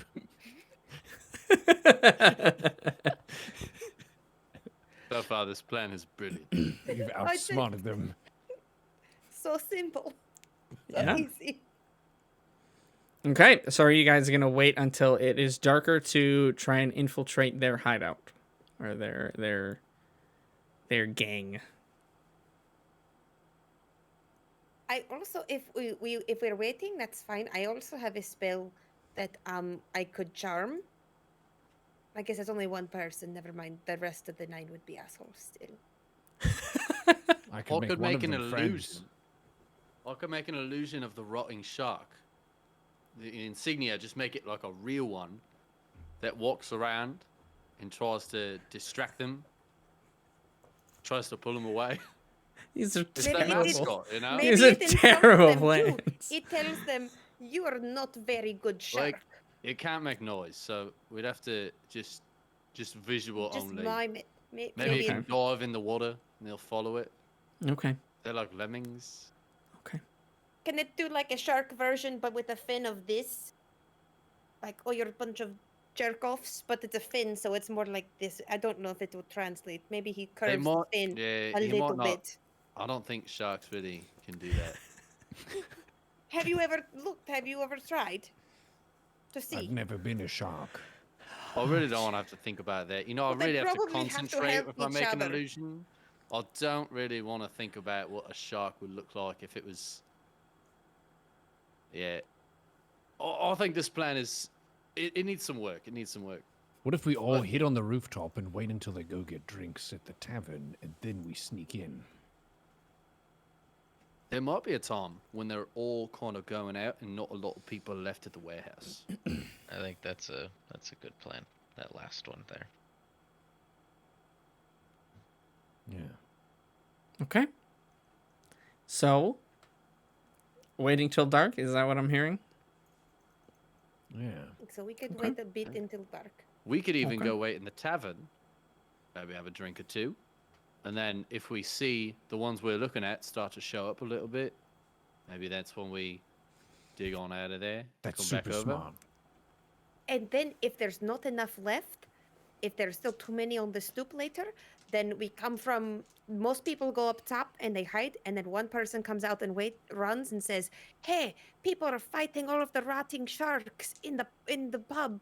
They're being little bitches and they're getting their asses handed to them, and now they have to go help."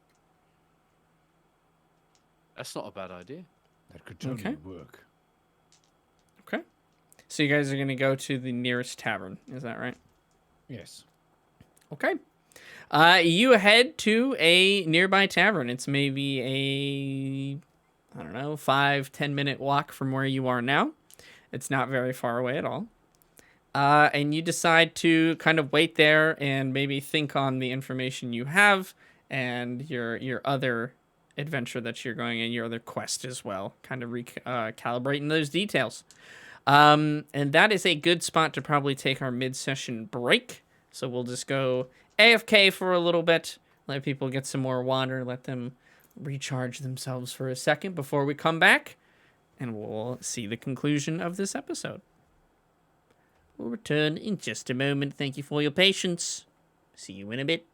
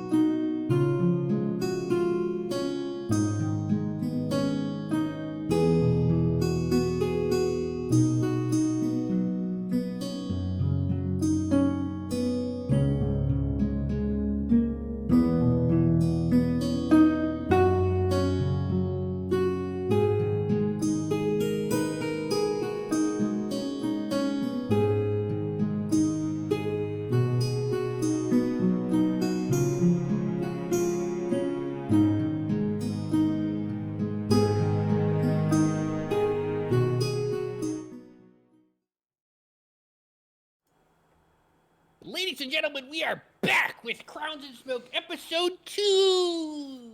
The team has met with Mr. Explosive Guy Fizzle and now is searching around the docks for the seedy Rotten Sharks gang who have this big keg that's gonna blow up that they need to escape the Pharaoh's Manor. Find out what happens on this episode of Crowns and Smoke.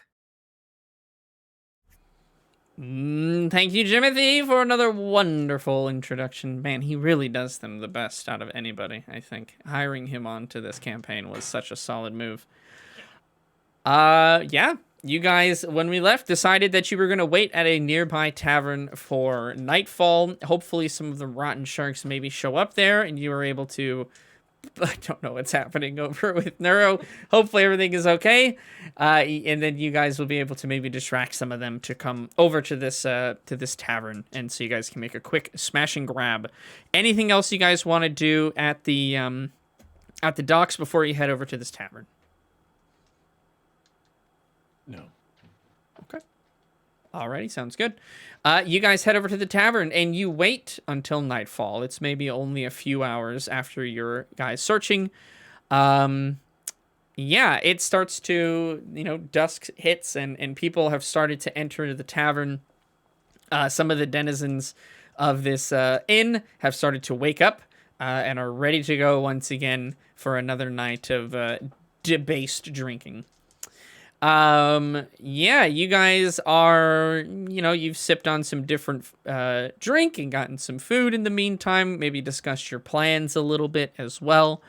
And eventually, yeah, the tavern starts to fill up a good, decent amount. Give me a D20 roll, Ash.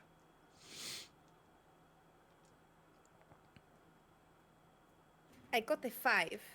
Okay, you guys are keeping an eye on the entrance, kind of assessing the manner of patron that is entering into the inn, trying to determine, are those degenerate gang members or are those just like simple common dock workers?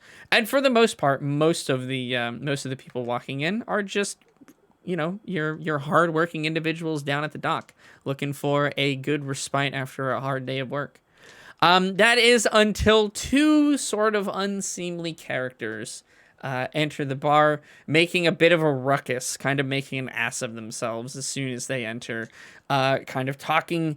I mean, the bar is very loud, of course, but they're kind of pushing people slightly out of the way, shoving past people.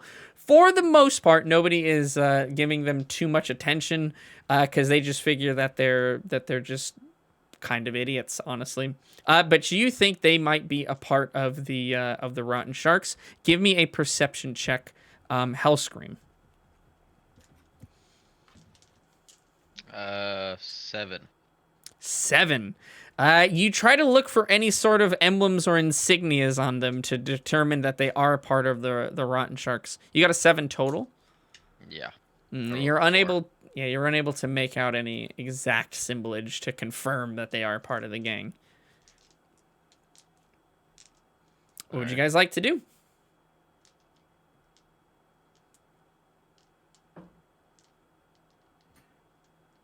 Could always put on a performance. You could.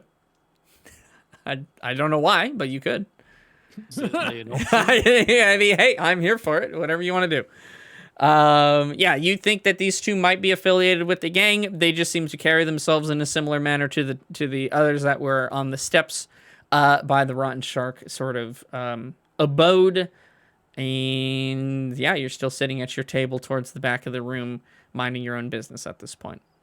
Well, maybe I could kind of stand nearby them at listening range to see if I hear anything that would insinuate that they're part of that gang. Okay, sure. You make your way towards the front of the tavern. It's getting pretty packed, so it takes you a moment to kind of push your way through, almost like being at a concert and you're trying to get a drink at the bar. You kind of just have to rub up against people as you're trying to go through. But you are able to get within listening distance. Again, it's quite a lot of noises. The bar is very busy at this time early in the night, rather. But you think you can make out tidbits of their conversation at this point. You don't hear anything as damning as like, yeah, it's so great being in the Rotten Sharks. But again, they are kind of carrying themselves and their conversation. They're just being kind of pricks, to be honest. They're being rude to the barkeep, and to anybody that's around them. They're kind of butting into different conversations. They're very full of themselves and very prideful. Again, for the most part, these are some kind of grizzled veterans of the docks. They are been hardened by the sea, should we say? So they really don't pay them any mind at all. Their resolve and their mind is a bit stronger than that. But if they were to fuck with the wrong people, maybe there would be some altercations. We could ask the bartender. See if he knows. If they're members of the Rotten Sharks. He Okay. probably keeps tabs on them. Okay. You three are still at the table. It's only Hellscream that's up at the front. Hellscream, if you want to do that, you can. You know, it's kind of the collective hive mind that sort of happens sometimes with D&D. But up to you, my friend. Yeah. I can do that. Just Okay. kind of inquire as to, who these jerks are, and Yeah. how often, and what kind of like, I guess, their habits of, if this is a normal hangout for them, and when they're normally all here. Sure. You wait until they kind of get themselves involved in, once again, some other patrons' conversations. It seems like whoever they try to start talking to and talking about themselves and thinking that they're so cool, that conversation kind of breaks up pretty quickly, and other people start scattering around. So they start to eventually just make their way towards one of the open tables towards the center of the tavern. You walk up to the barkeep. He says, "What can I get for you?" I'll have one of your regular beers, and I'm also curious as to those guys that were not being very nice over there. I'm curious about them. He kind of looks at you a bit curiously. He pours you a beer. It's just some run-of-the-mill kind of swill that they have. It's not very expensive, but it will get the job done kind of deal. Yeah, I'm not gonna drink it. Sure. And he says, "I don't typically butt my nose into other people's business, if you catch my meaning." Do they come here often? You get the sense that... Roll me an insight, actually. Okay. Yeah. 17 plus 3, so 20. Yeah, you get the sense he wants to be bribed in order for him to give you this information. He doesn't usually give out information to people. He can tell that maybe he has the suspicion that it may be valuable to you for one reason or another. Okay, well, I'll take out 3 crowns as if I'm paying for the beer, and put it on the bar and slide it over to him and say, you don't worry about the change. He kind of shrugs his shoulders. They're not worth much to him. He has absolutely no loyalty to them whatsoever. So the fact that he got any money at all, he's pretty content about it. Yeah, sure. They're just some local punks that set up shop not a few weeks ago around here. They're all bark, no bite, but we do have to chase them out of the inn sometimes. They get a bit full of themselves or a bit too drunk off of just a couple of glasses of this week's swill. We've had to kick them out a couple times. Nothing too serious. They can't really do any harm to anybody but themselves. We don't pay them too much mind. Fair enough. Thanks for your time. I'll walk away and go back to the group. Yeah, sure. Don't mention it. And then I'll relay the conversation to them. It seems that they come here a lot and they get drunk pretty easily. So,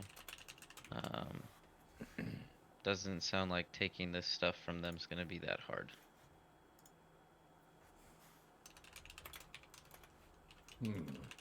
What if we got them very drunk? Was my thought as well.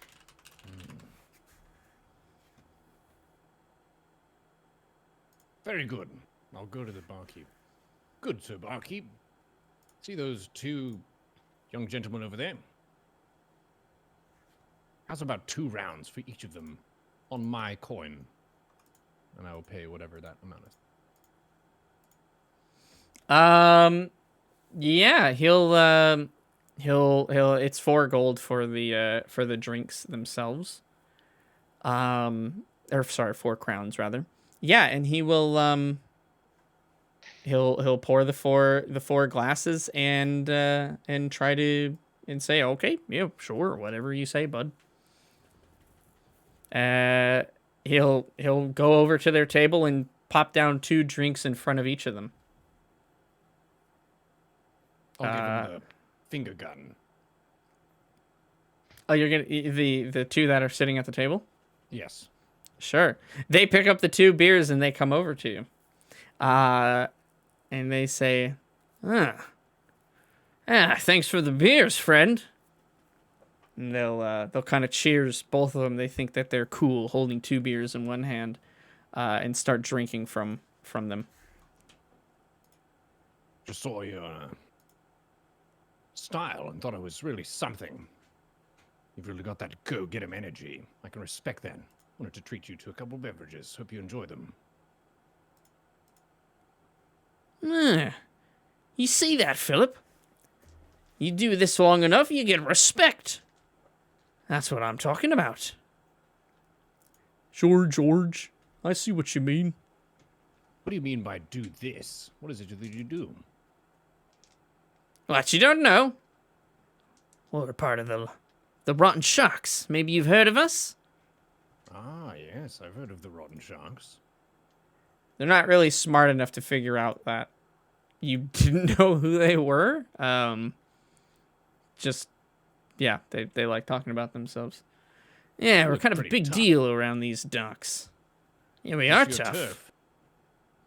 You got that right. Do you ever fight any of the rival gangs? A lot of people are too afraid to take us on, but we've had to put down a couple of upstarts, if you will. That's really cool. I never got involved in gangs, but it's really cool. Seems scary to people like me. I'm just a magician. Ah, you're a magician. Well, show us a magic trick. Yeah, I will- show me some magic trick. Then I will take my hat of vermin Oh, God. and I will say, flapping, winged thing, take to skies and be a king. And then I will take my hat off and a bat just flies out. We're just watching from the table, like. Yeah, he's there he doing goes. magic again. There goes There this he goes fucking again. hat. This goddamn hat. Yeah, they're already kind of a bit tipsy. They'll go, oh, wow, that was amazing. Whoa. Whoa. Thank you. Yeah, that was a pretty cool trick. Do another one. All right. Let's see. Yeah, do another one. Let's see what we can do here. Okay.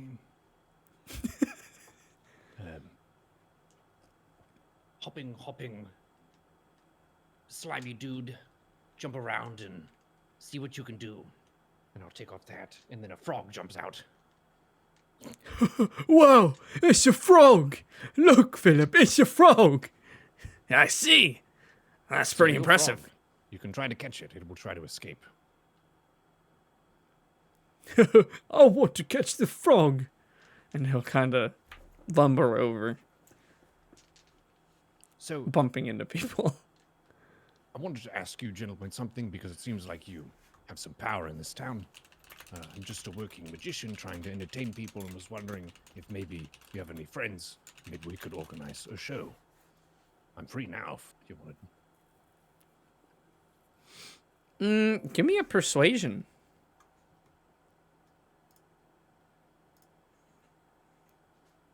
+6 to persuasion. Let's go. 16 plus 6 is 22. 16 plus 6 is 22 indeed. Yeah, he, with his lower kind of state of reasoning right now, is, that actually might be kind of a good idea. I bet they'd love you. Yeah, sure, why don't you come back with us? You can show our friends your tricks. Hold on. Barkeep, another round for these two. And they'll scull the rest of the beers they have, and they'll start drinking the other one as they take another beer in their hands. There was 2 gold. No, they're 2. 2 crowns, thank you. I know, I have to catch. crowns. I'm trying to catch myself. It's hard. Yeah. And he'll turn to his compatriot that he's with. Go tell the lads we're gonna bring back some different kind of entertainment tonight. Okay, I'll head back and let him know. And he'll just take both his drinks and try to drink them both at the same time, getting most of them on his shirt. And he stumbles out of the bar. He's sloshed. Excellent. So you were going to show us over that way? Yeah, well, let me finish my drink first. I wouldn't want to. Oh, take your time, take your time. Wouldn't want to waste it. Would you mind if I invited my compatriots, if you all want to go? I didn't know there'd be tag-alongs with this deal. Maybe it's not such a good idea after all. Maybe I'll talk with them first and think about it. That's fine. I respect that. Security. That's very smart. Yeah. Yeah, I am very smart. That's probably why they hired you. Yeah, I figure within a couple years I'll be the boss. Between What's you luck and to me. then? There's no luck about it, friend. You make your own luck out in this world. Maneuvering. Smart. Yeah, I got a lot of pieces on this chessboard that are doing moves. Yeah. I can believe it. I'm not very good at chess. And he'll kind of drink the rest of his 2 beer. You literally have fed him like 3 beers in like 10 minutes. So he's fucked up. Yeah, let's what was your name?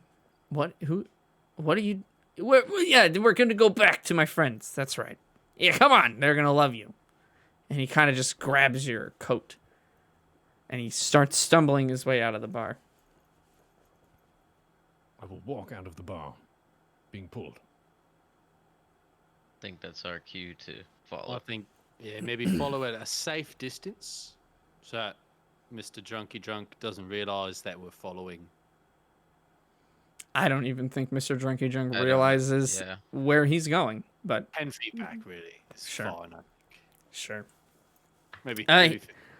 He stumbles his way around on the street, hiccuping a little bit, slurring a bunch, not really, there's not really saying any complete sentences.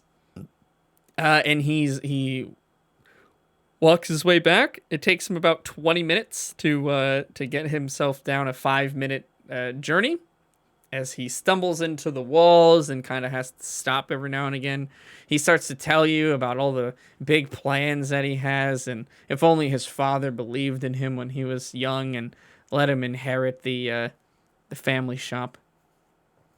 But eventually he gets back to the hideout, and you can see a few guards and George, who I think I named the dopey one as George. I already forgot. Philip was smarter, but Yeah, drunker. I know it was George and Philip, but I have a bad time remembering which was which. George is laying down on the steps. It looks like he passed out. Philip. Finally, you're back. What you got there? George just came back and, I don't know, he got all excited about a frog and a bat, and then he fell asleep. So we don't really know what's going on there. Who's that? It's not. I'll introduce you like a stage, like your performance. Remember, this is the magnificent. This is the wonderful Stanton. He kind of fooshes his arms out. Seductively flip back my hood. And then do this. Okay, so you brought a drunk back to us again. No, he's this one's magic this time. I swear I saw it myself. Do the thing. Do. He kind of elbows you pretty hard, actually, in the ribs. Do the thing that you did. Show them their magic. Watch, he's magic. Don't look away. He's magic. For real this time, I swear. I pull out my rust bag of tricks. Okay. And this is the start of the day, so nothing's been spawned yet. Okay. I say, within this bag, I have something more powerful than you can possibly imagine, more real than you can believe, and more dangerous than you're ready for. And I'll take this, and I'll throw it on the ground like a Pokeball. Okay, give me a performance check. And what are the three of you guys doing while this is happening? You kind of stopped following him and are ducked away in an alley at the moment. So what's your plan? Are you just gonna wait for his thing to be done? Or are you trying to do something during this performance? Let me catch back up with you guys real quick. As once again, I don't think any plan was actually created. So Maybe they're all like Russell Crowe through the window. whatever you want to do. If you, I'm not trying to say you need to be doing something. I'm just saying if you would like to be, you can. If there's a way to get around to maybe a side of the warehouse that didn't have, maybe a little less populated. Yeah. To get over there Mhm. while he's distracting somebody who's clearly more in charge. Okay, sure. Yeah, you can get to the back of the warehouse. It's kind of a shared alleyway between the other warehouses that are there. So very easily you can get to the back. You see that it's predominantly just kind of random storage, more so trash than anything else. The back of the warehouse that you guys are trying to infiltrate into does have a stack of crates that are there that look like they might help you reach the top. The warehouse itself is about 20 feet high or so. The crates go up about 10, maybe 12 feet off the ground. They're kind of stacked like almost like a pyramid in a way. That seems really good for me and Revna.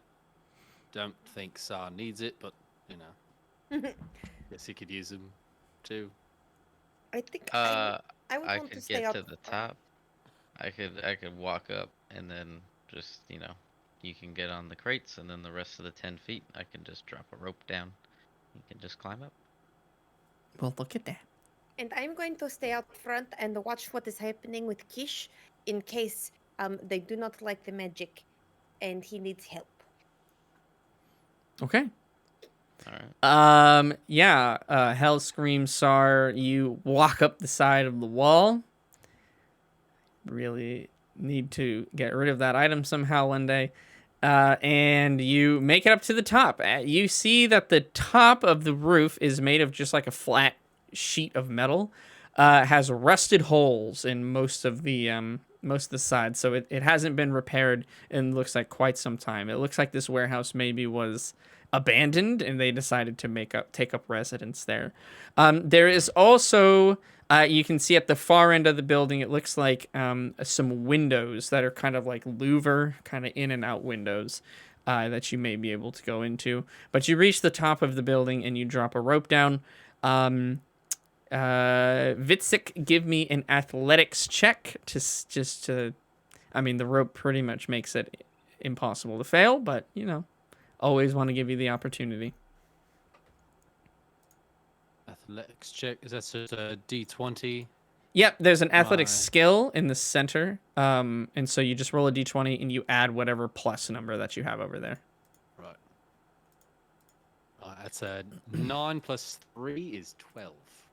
Yeah, that's fine with the assistance of the rope and with SAR pulling you up. You're able to get up to the top without any issue. Ash, you head over to the front. Revna kind of just keeping an eye on the situation. What was your performance check, Mr. Kish? 14. A 14. Pretty decent. You're putting on an entertaining enough show. Your sort of theatrics. What is the animal that you spawn? Need to roll a d8. Let's see. Okay. Landed wrong. Okay. He rolled a 1. 6. Just kidding. I've spawned a giant boar. A giant boar. Okay. And out of this almost Pokeball in a way, a giant boar sort of appears. And it snorts and huffs as it looks pretty aggressive and wild, but you are able to control these, so. Wild boar, sit. And it does so. It kind of just flops back. Its tail kind of thudding against the ground, thwacking, if you will. Wild boar, wave. Front hand. Kind of taps its hand. It can't really reach up its hoof, if you will, but it taps it on the ground like it's somewhat responding to what you're saying. And they go, "Huh, okay, yeah, that's pretty cool. I've never seen somebody. Have you seen somebody spawn a boar before?" No, I guess not. I mean, I guess it's cool. I mean, it's a world of magic, so it's like not, the most insane thing they've probably ever seen. But your drunken friend Philip is like, "Whoa, man, how do you do this? That's crazy." I'm just getting warmed up, and I'll do it again. Okay. I get the ball. In this, there's another creature, different from that one. Boom. Throw it. Okay. We roll a 3, which is cross bag of tricks. A mastiff. Wow. Okay. Big dog. It's a big dog. Okay, they're about as enthused as previously. It seems like they're relatively entertained, but they're not like losing their minds as much as Philip is. Yeah, man, that's cool. Yeah, wow. I can't do Is that. there like a whole group around now? There's 2 guards out in the front. It's just the 2. It's just the 2 plus the other 2. One of them is passed out, and one of them is yeah. You guys on top of the roof. What's your play? What are you doing? You said there's a bunch of holes, right? There are, yes. Are they big enough to like be able to look through? Yeah, absolutely. Some of them are large enough towards the center for you to fit through. Oh, okay. Well, I'll look at Vitzik and be like, However, I will just throw this out there. You do get the sense that this rusted thin sheet may not support your weight at all points. that is literally what I was just about to say. Okay, great. So we should probably stay by the edge, on the wall, not in the middle. Okay. I'm trying to get some vantage points as to what's going on in there. Okay. Yeah, you guys are able to kind of scurry your way along the wall, keeping your center of gravity low. And yeah, you get to see inside the building. From the vantage point that you can see, you see that there's about another 5 people that are chilling on some crates, just kind of shooting the shit. It looks like maybe they don't really understand or see anything that's happening outside. Okay. Do I, by chance, see a barrel? You see lots of barrels. Oh. So we've got to Anything get that- them outside. We need them to want to watch his show.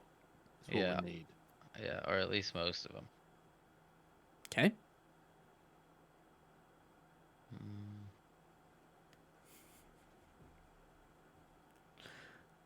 I don't know. I do Okay. have minor illusion. Could I do something to draw them out outside? Depends Do on you what have you any do. thoughts? That is possible. I'm just good at being really sneaky and killing people. So It's a good option as well. It's just slightly more dangerous. yeah, that's what That's why I'm leaving it to you right now.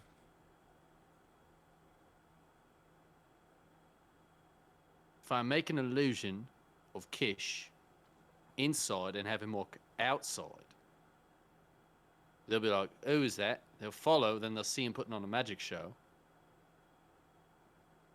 Does that?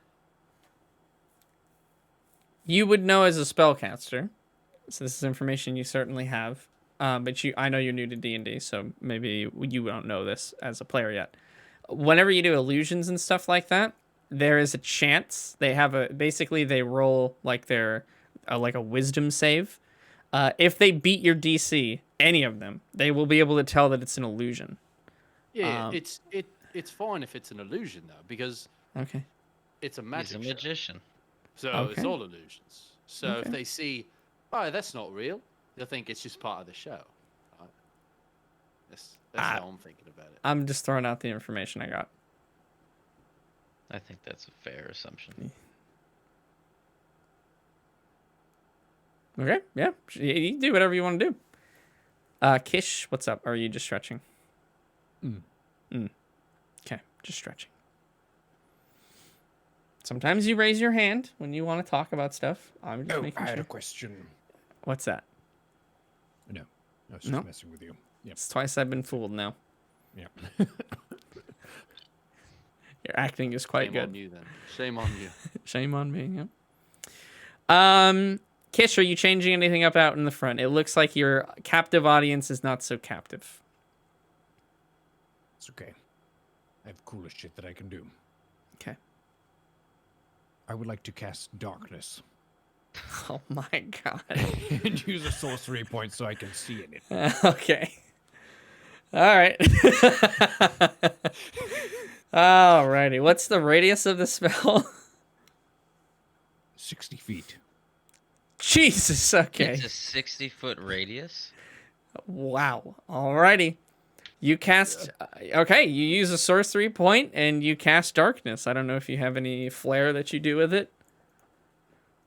So basically, the features around me start to darken, just the edges of my body, to where it seems like I'm becoming a void of a darkness, and then everything around me is also very dark, and then it gets even darker than that, and then you can't Okay. see me at that point. Or anything, because it's people in there are blind. Unless you have specific magical resistance to the darkness or some way to pierce through it.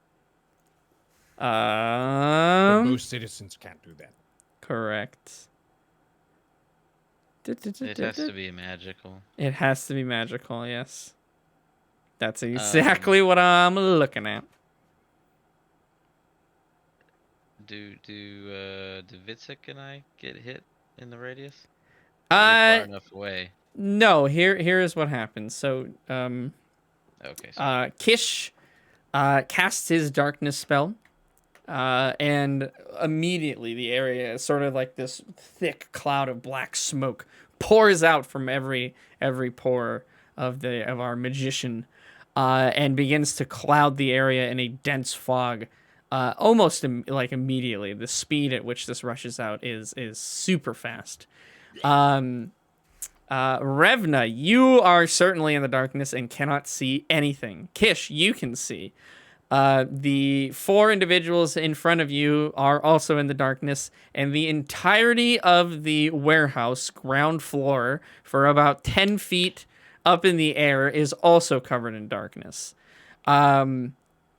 Sar and Vitzik, you guys are not in the darkness, but you cannot see into it. You just see this thick cloud of smoke in a 120-foot circle, essentially, from what you recognize from last time, the same situation. You hear some alarmed kind of like, what's happening? Who did that? Who turned out the lights? I thought look you at said you wanted Vitsick, better magic. and I think that's our cue to do something now. Okay. Are the people inside reacting at all to the yelling? You Darkness? can't see. Everyone's yelling for sure because Oh. they're all alarmed, but you can't see. You don't know. So the entire warehouse is dark. Yeah. Yep. The whole thing. Yeah. Absolutely. All right. It's not that big of a warehouse, I guess. No, it's not. It's like a 40-foot warehouse. It's not huge, but it's decent.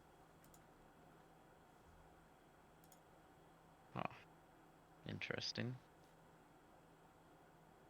Can I just walk to the barrel and find it? You can definitely walk around. Does it emanate from you, this darkness? Or is it like, boom, I put it in the spot? No, it's a spot thing. Okay. From a point point you that I choose. choose. Yes. Okay. Yeah. So I assume you cast it on yourself since that's where the effect kind of looked like it was coming from. Yes. Okay. Yes, you can see Philip is...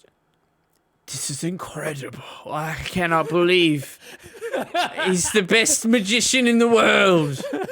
How does he do it? He turned out the sun. He's amazed. The two others are a bit freaked out. Yeah, pretty good. Why don't you stop that now, though? This is a bit much as they're kind of trying to see their way through, and they have their hands out so they don't trip into anybody.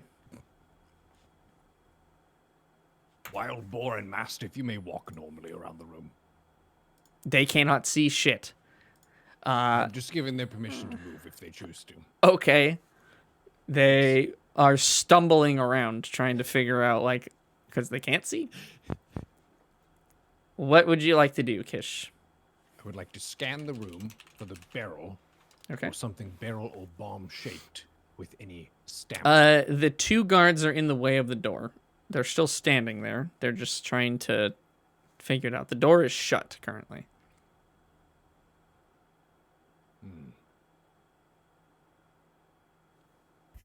So they're standing in front of the door that I need to go through. You got it, Chief. Well,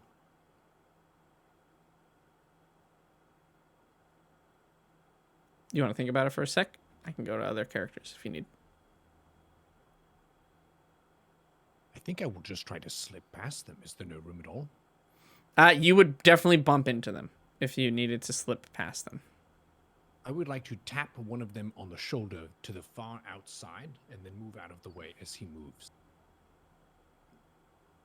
Okay, they're kind of standing on stairs, so he knows that he's on stairs. He's not just gonna step off the stairs where he is because he doesn't want to fall. Oh, They're then really I'll just- afraid of falling from where they are. Oh, then I'll just grab them by the feet and pull them forward. Okay, sounds good. Yeah, they offer 0 resistance, and you trip them essentially, and they clamber down the stairs. They fall into Philip. Hey, who was that? What's going on? Help, guys, help! And they're yelling out, help, help! As I hear, help, help, I'm seeing there's a ring of darkness, Yes. about 1,000,000 feet wide. But I know Kish is right in there. So I want to spend 2 of my key points to cast silence on Kish. And that means a 20-foot radius. Nobody can hear or say anything. Okay. So it's pure silence. So those help calls, nothing. I like the idea. The only Could it work? concern I have is I believe you'll need to see your target in order for you to do this. Let me take a look at the spell. I like the idea. I think it's very, very good. I could But just guess. Like I hope I'll hit him. How tall is Kish? not 10 feet tall. I'll tell you Well, when you raise your arms up, maybe you just see his hand sticking out from the darkness. that. But and he wave. doesn't. Why would he do No, but that, he- though? he has Why the- would he do Because that? he has the earring of message, and he could tell him. Who has the earring? I thought both. Oh, didn't I both me do and have the Ed did. earring of Yeah, message. we both I- have. Yeah, you can. I was just working off of the information that I was being told. You could tell him, "Hey, raise your Well, hands." all right. Well, do I need to be able to see him to cast a silence, or does just knowing he's over there, like if there was a wall, You get to choose a could I still point. be No, like- no. Yeah, you can choose a point on the ground, or any point. So it doesn't have to be a specific person. It's essentially a 20-foot cone of silence, like radius of silence. so I could just do the general area of the front Yeah. door, Yeah. and at least then the help calls would cease. You got it. But it wouldn't follow Kish as he goes, which was No. kind of the intention. But You actually, it cannot work that way. You can't Alright. move it. Once you've picked the point, it stays there. all right, I'm hitting the front door then. Right at that front door area where the guards were, the stairs. Silence. Okay. Yeah, you kind of almost you just nullify all sound that enters into the sphere and leaves the sphere. So while within the sphere, no sound can be made, and any sound that happens outside the sphere cannot enter. So Kish, all of a sudden, you're deaf. You're like totally deaf. Sorry about You that. can't even hear the sound of your own footsteps. You cannot hear the yells from the people that were right out there. You have no clue what just happened. So, just to be clear, from Dota Silencer, this doesn't stop my spell casting or anything. It does. If your spells require a verbal component, then yes, it does stop your spell casting. Ah, but it's a darkness component. You don't have to continue to mutter in order to cast darkness, I don't think. I'll take a look here in a second. I hope not. That would be so funny. that would be the fucking greatest if that is what happens. There is a little part of me that still wants that to happen. No, it does have a verbal component to cast it, but I believe once it's cast, it's just a concentration to maintain it. So no. Good. Then I keep the darkness. Okay. Can I you just do. enter the door normally?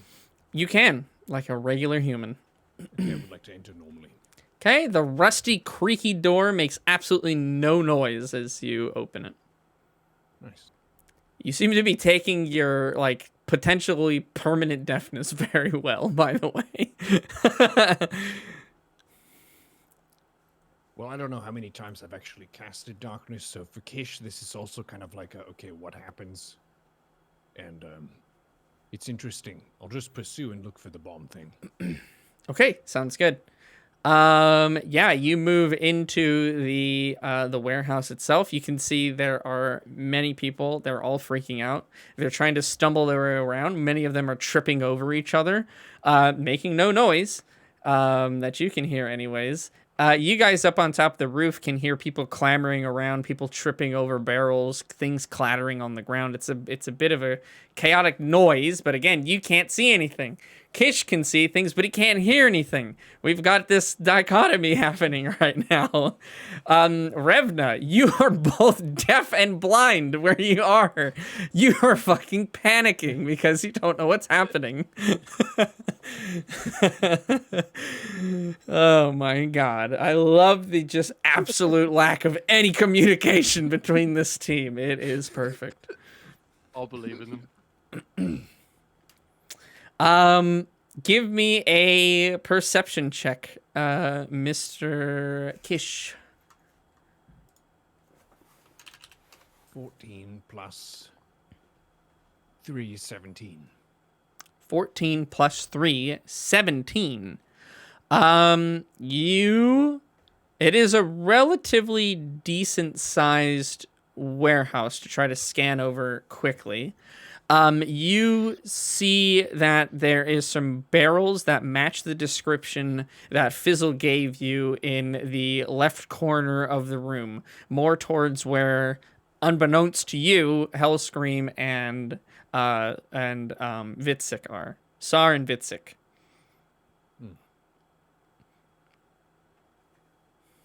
I will go investigate. Okay. You walk over. It's about 15 feet from where you are now, and you can start hearing things again. As if all of a sudden you just walk and take another step forward from the spot that you're in, and suddenly it's just again a cacophony of noises. It's a symphony of chaos. As now you can hear everybody just stumbling over each other, and well, you can see them too. It looks like the majority of the rest of the gang is in the one corner of the room, kind of bumbling around, tripping around. There are some individuals that are on your side of the room as well, though, Kish, as you see maybe another 4 people near you. One of them quite a bit larger than everyone else. Everyone else has been so far like humans and elves. One of them, however, is a dragonborn and is wearing quite more sophisticated clothes than the rest of the gang members. He actually is dressed up. He looks like a pirate, like a really cliche, stupid-looking pirate. But he's tripping over stuff, and he is smashing into boxes and barrels as he stumbles around. Interesting. Do I need to navigate around any of them to find where the barrel might be? Currently, you don't. You arrive to the barrels. Give me another quick perception. 6 plus 3 is 9. Very perceptive. 9. You are looking around. You're trying to scan the labels of the barrels. Most of them are either unmarked or they have some different company's logo or emblem on them. It could be, again, previous items that they've stolen, maybe some old cargo from this warehouse before it became abandoned. Who knows exactly, but you don't see what you're looking for. As you're scanning through, however, the Dragonborn kind of, again, roaring in anger and confusion as to what's happening, you see that the barrel that he was sitting on has that cask emblem that's wood burnt on the side with the little fuse that's coming off of it. You would sit on a bomb? He thinks he's super cool, but yes. Wow. So around where that barrel is are 4 people stumbling around. Okay. I would like to reach for the 3rd and final time in my bag of tricks. Pull out this. Okay. Throw it on the ground. Okay. And get 2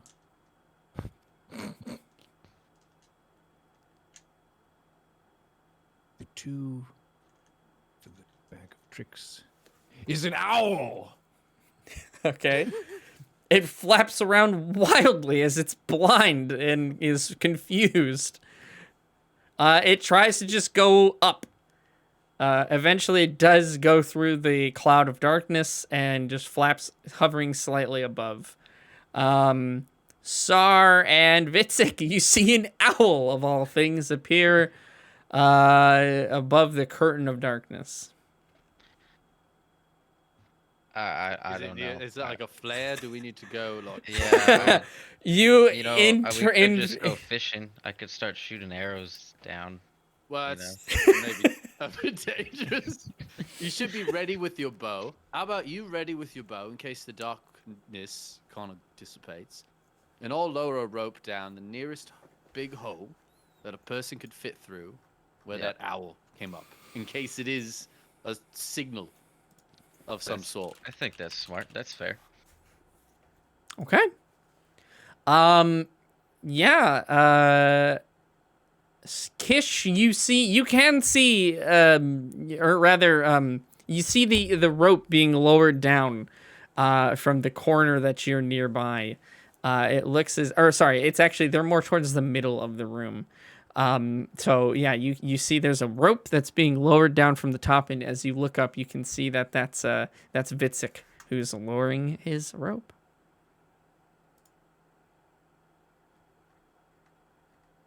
I would like to use prestidigitation.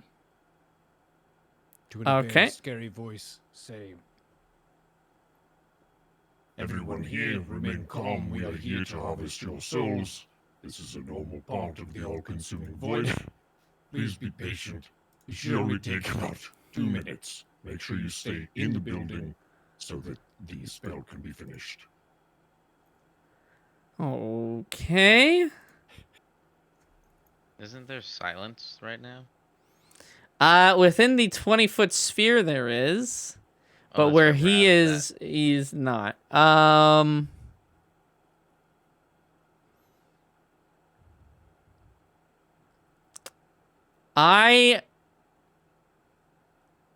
You can, okay, you cast Prestidigitation. Okay, yeah, you do so. And immediately everyone in the room turns towards the sound of the noise that you've made, which is you. Because it's not like an omniscient everywhere noise. It's like you supplemented your own voice for this, to my understanding of the spell. Yeah. Yep.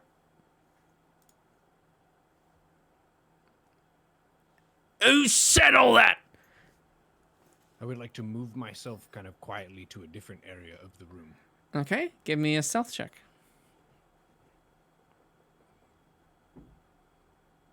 14 plus 2 is 16.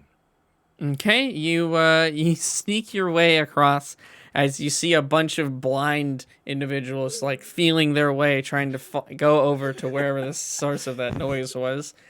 They have, for the most part, left the barrel abandoned at this point. Tie the rope to the barrel and can pull it up. Can I see where they are coming down? Yeah, you saw where the rope was lowered down. Revno, what are you doing in all of this? You're blind and deaf where you are. I'm I assuming am you're... curled up in a fetal position, not moving. Okay, okay. Got it. Just checking in. Just checking Smart in. choice. I'm making myself small against the wall. I cannot see, I cannot hear, and I am wishing I were somewhere else. Okay. Rethinking your life's choices that have led to this moment, and yeah, that makes sense. Okay. All right. Kish, you are able to make your way over to the barrel. Is it of a size that I could just pick it up myself, or do I need to get people to help me? Yeah, give me a strength check. Strong.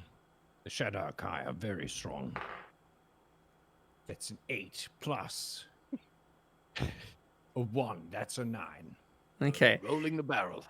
Yeah, it's not quite strong enough for you to just heft it up and go. You would either need to drag it or start rolling it. Yeah. Okay. I think I will put it on its side and then gently start rolling it toward wherever they are. Okay. As long as I'm not going to run into other people. Give me a stealth check with disadvantage.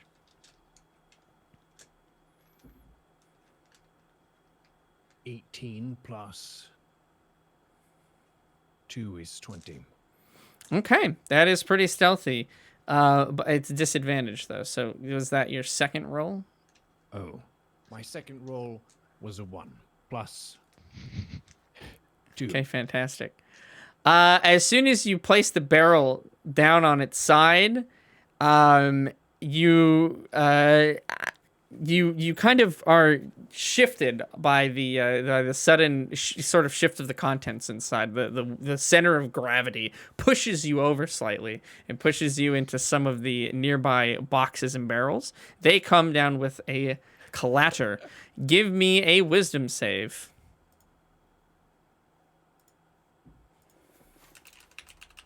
12 plus 1 is 13. Okay, let me double check. Pretty good.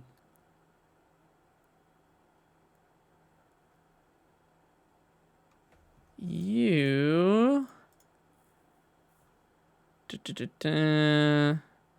What is it? 13?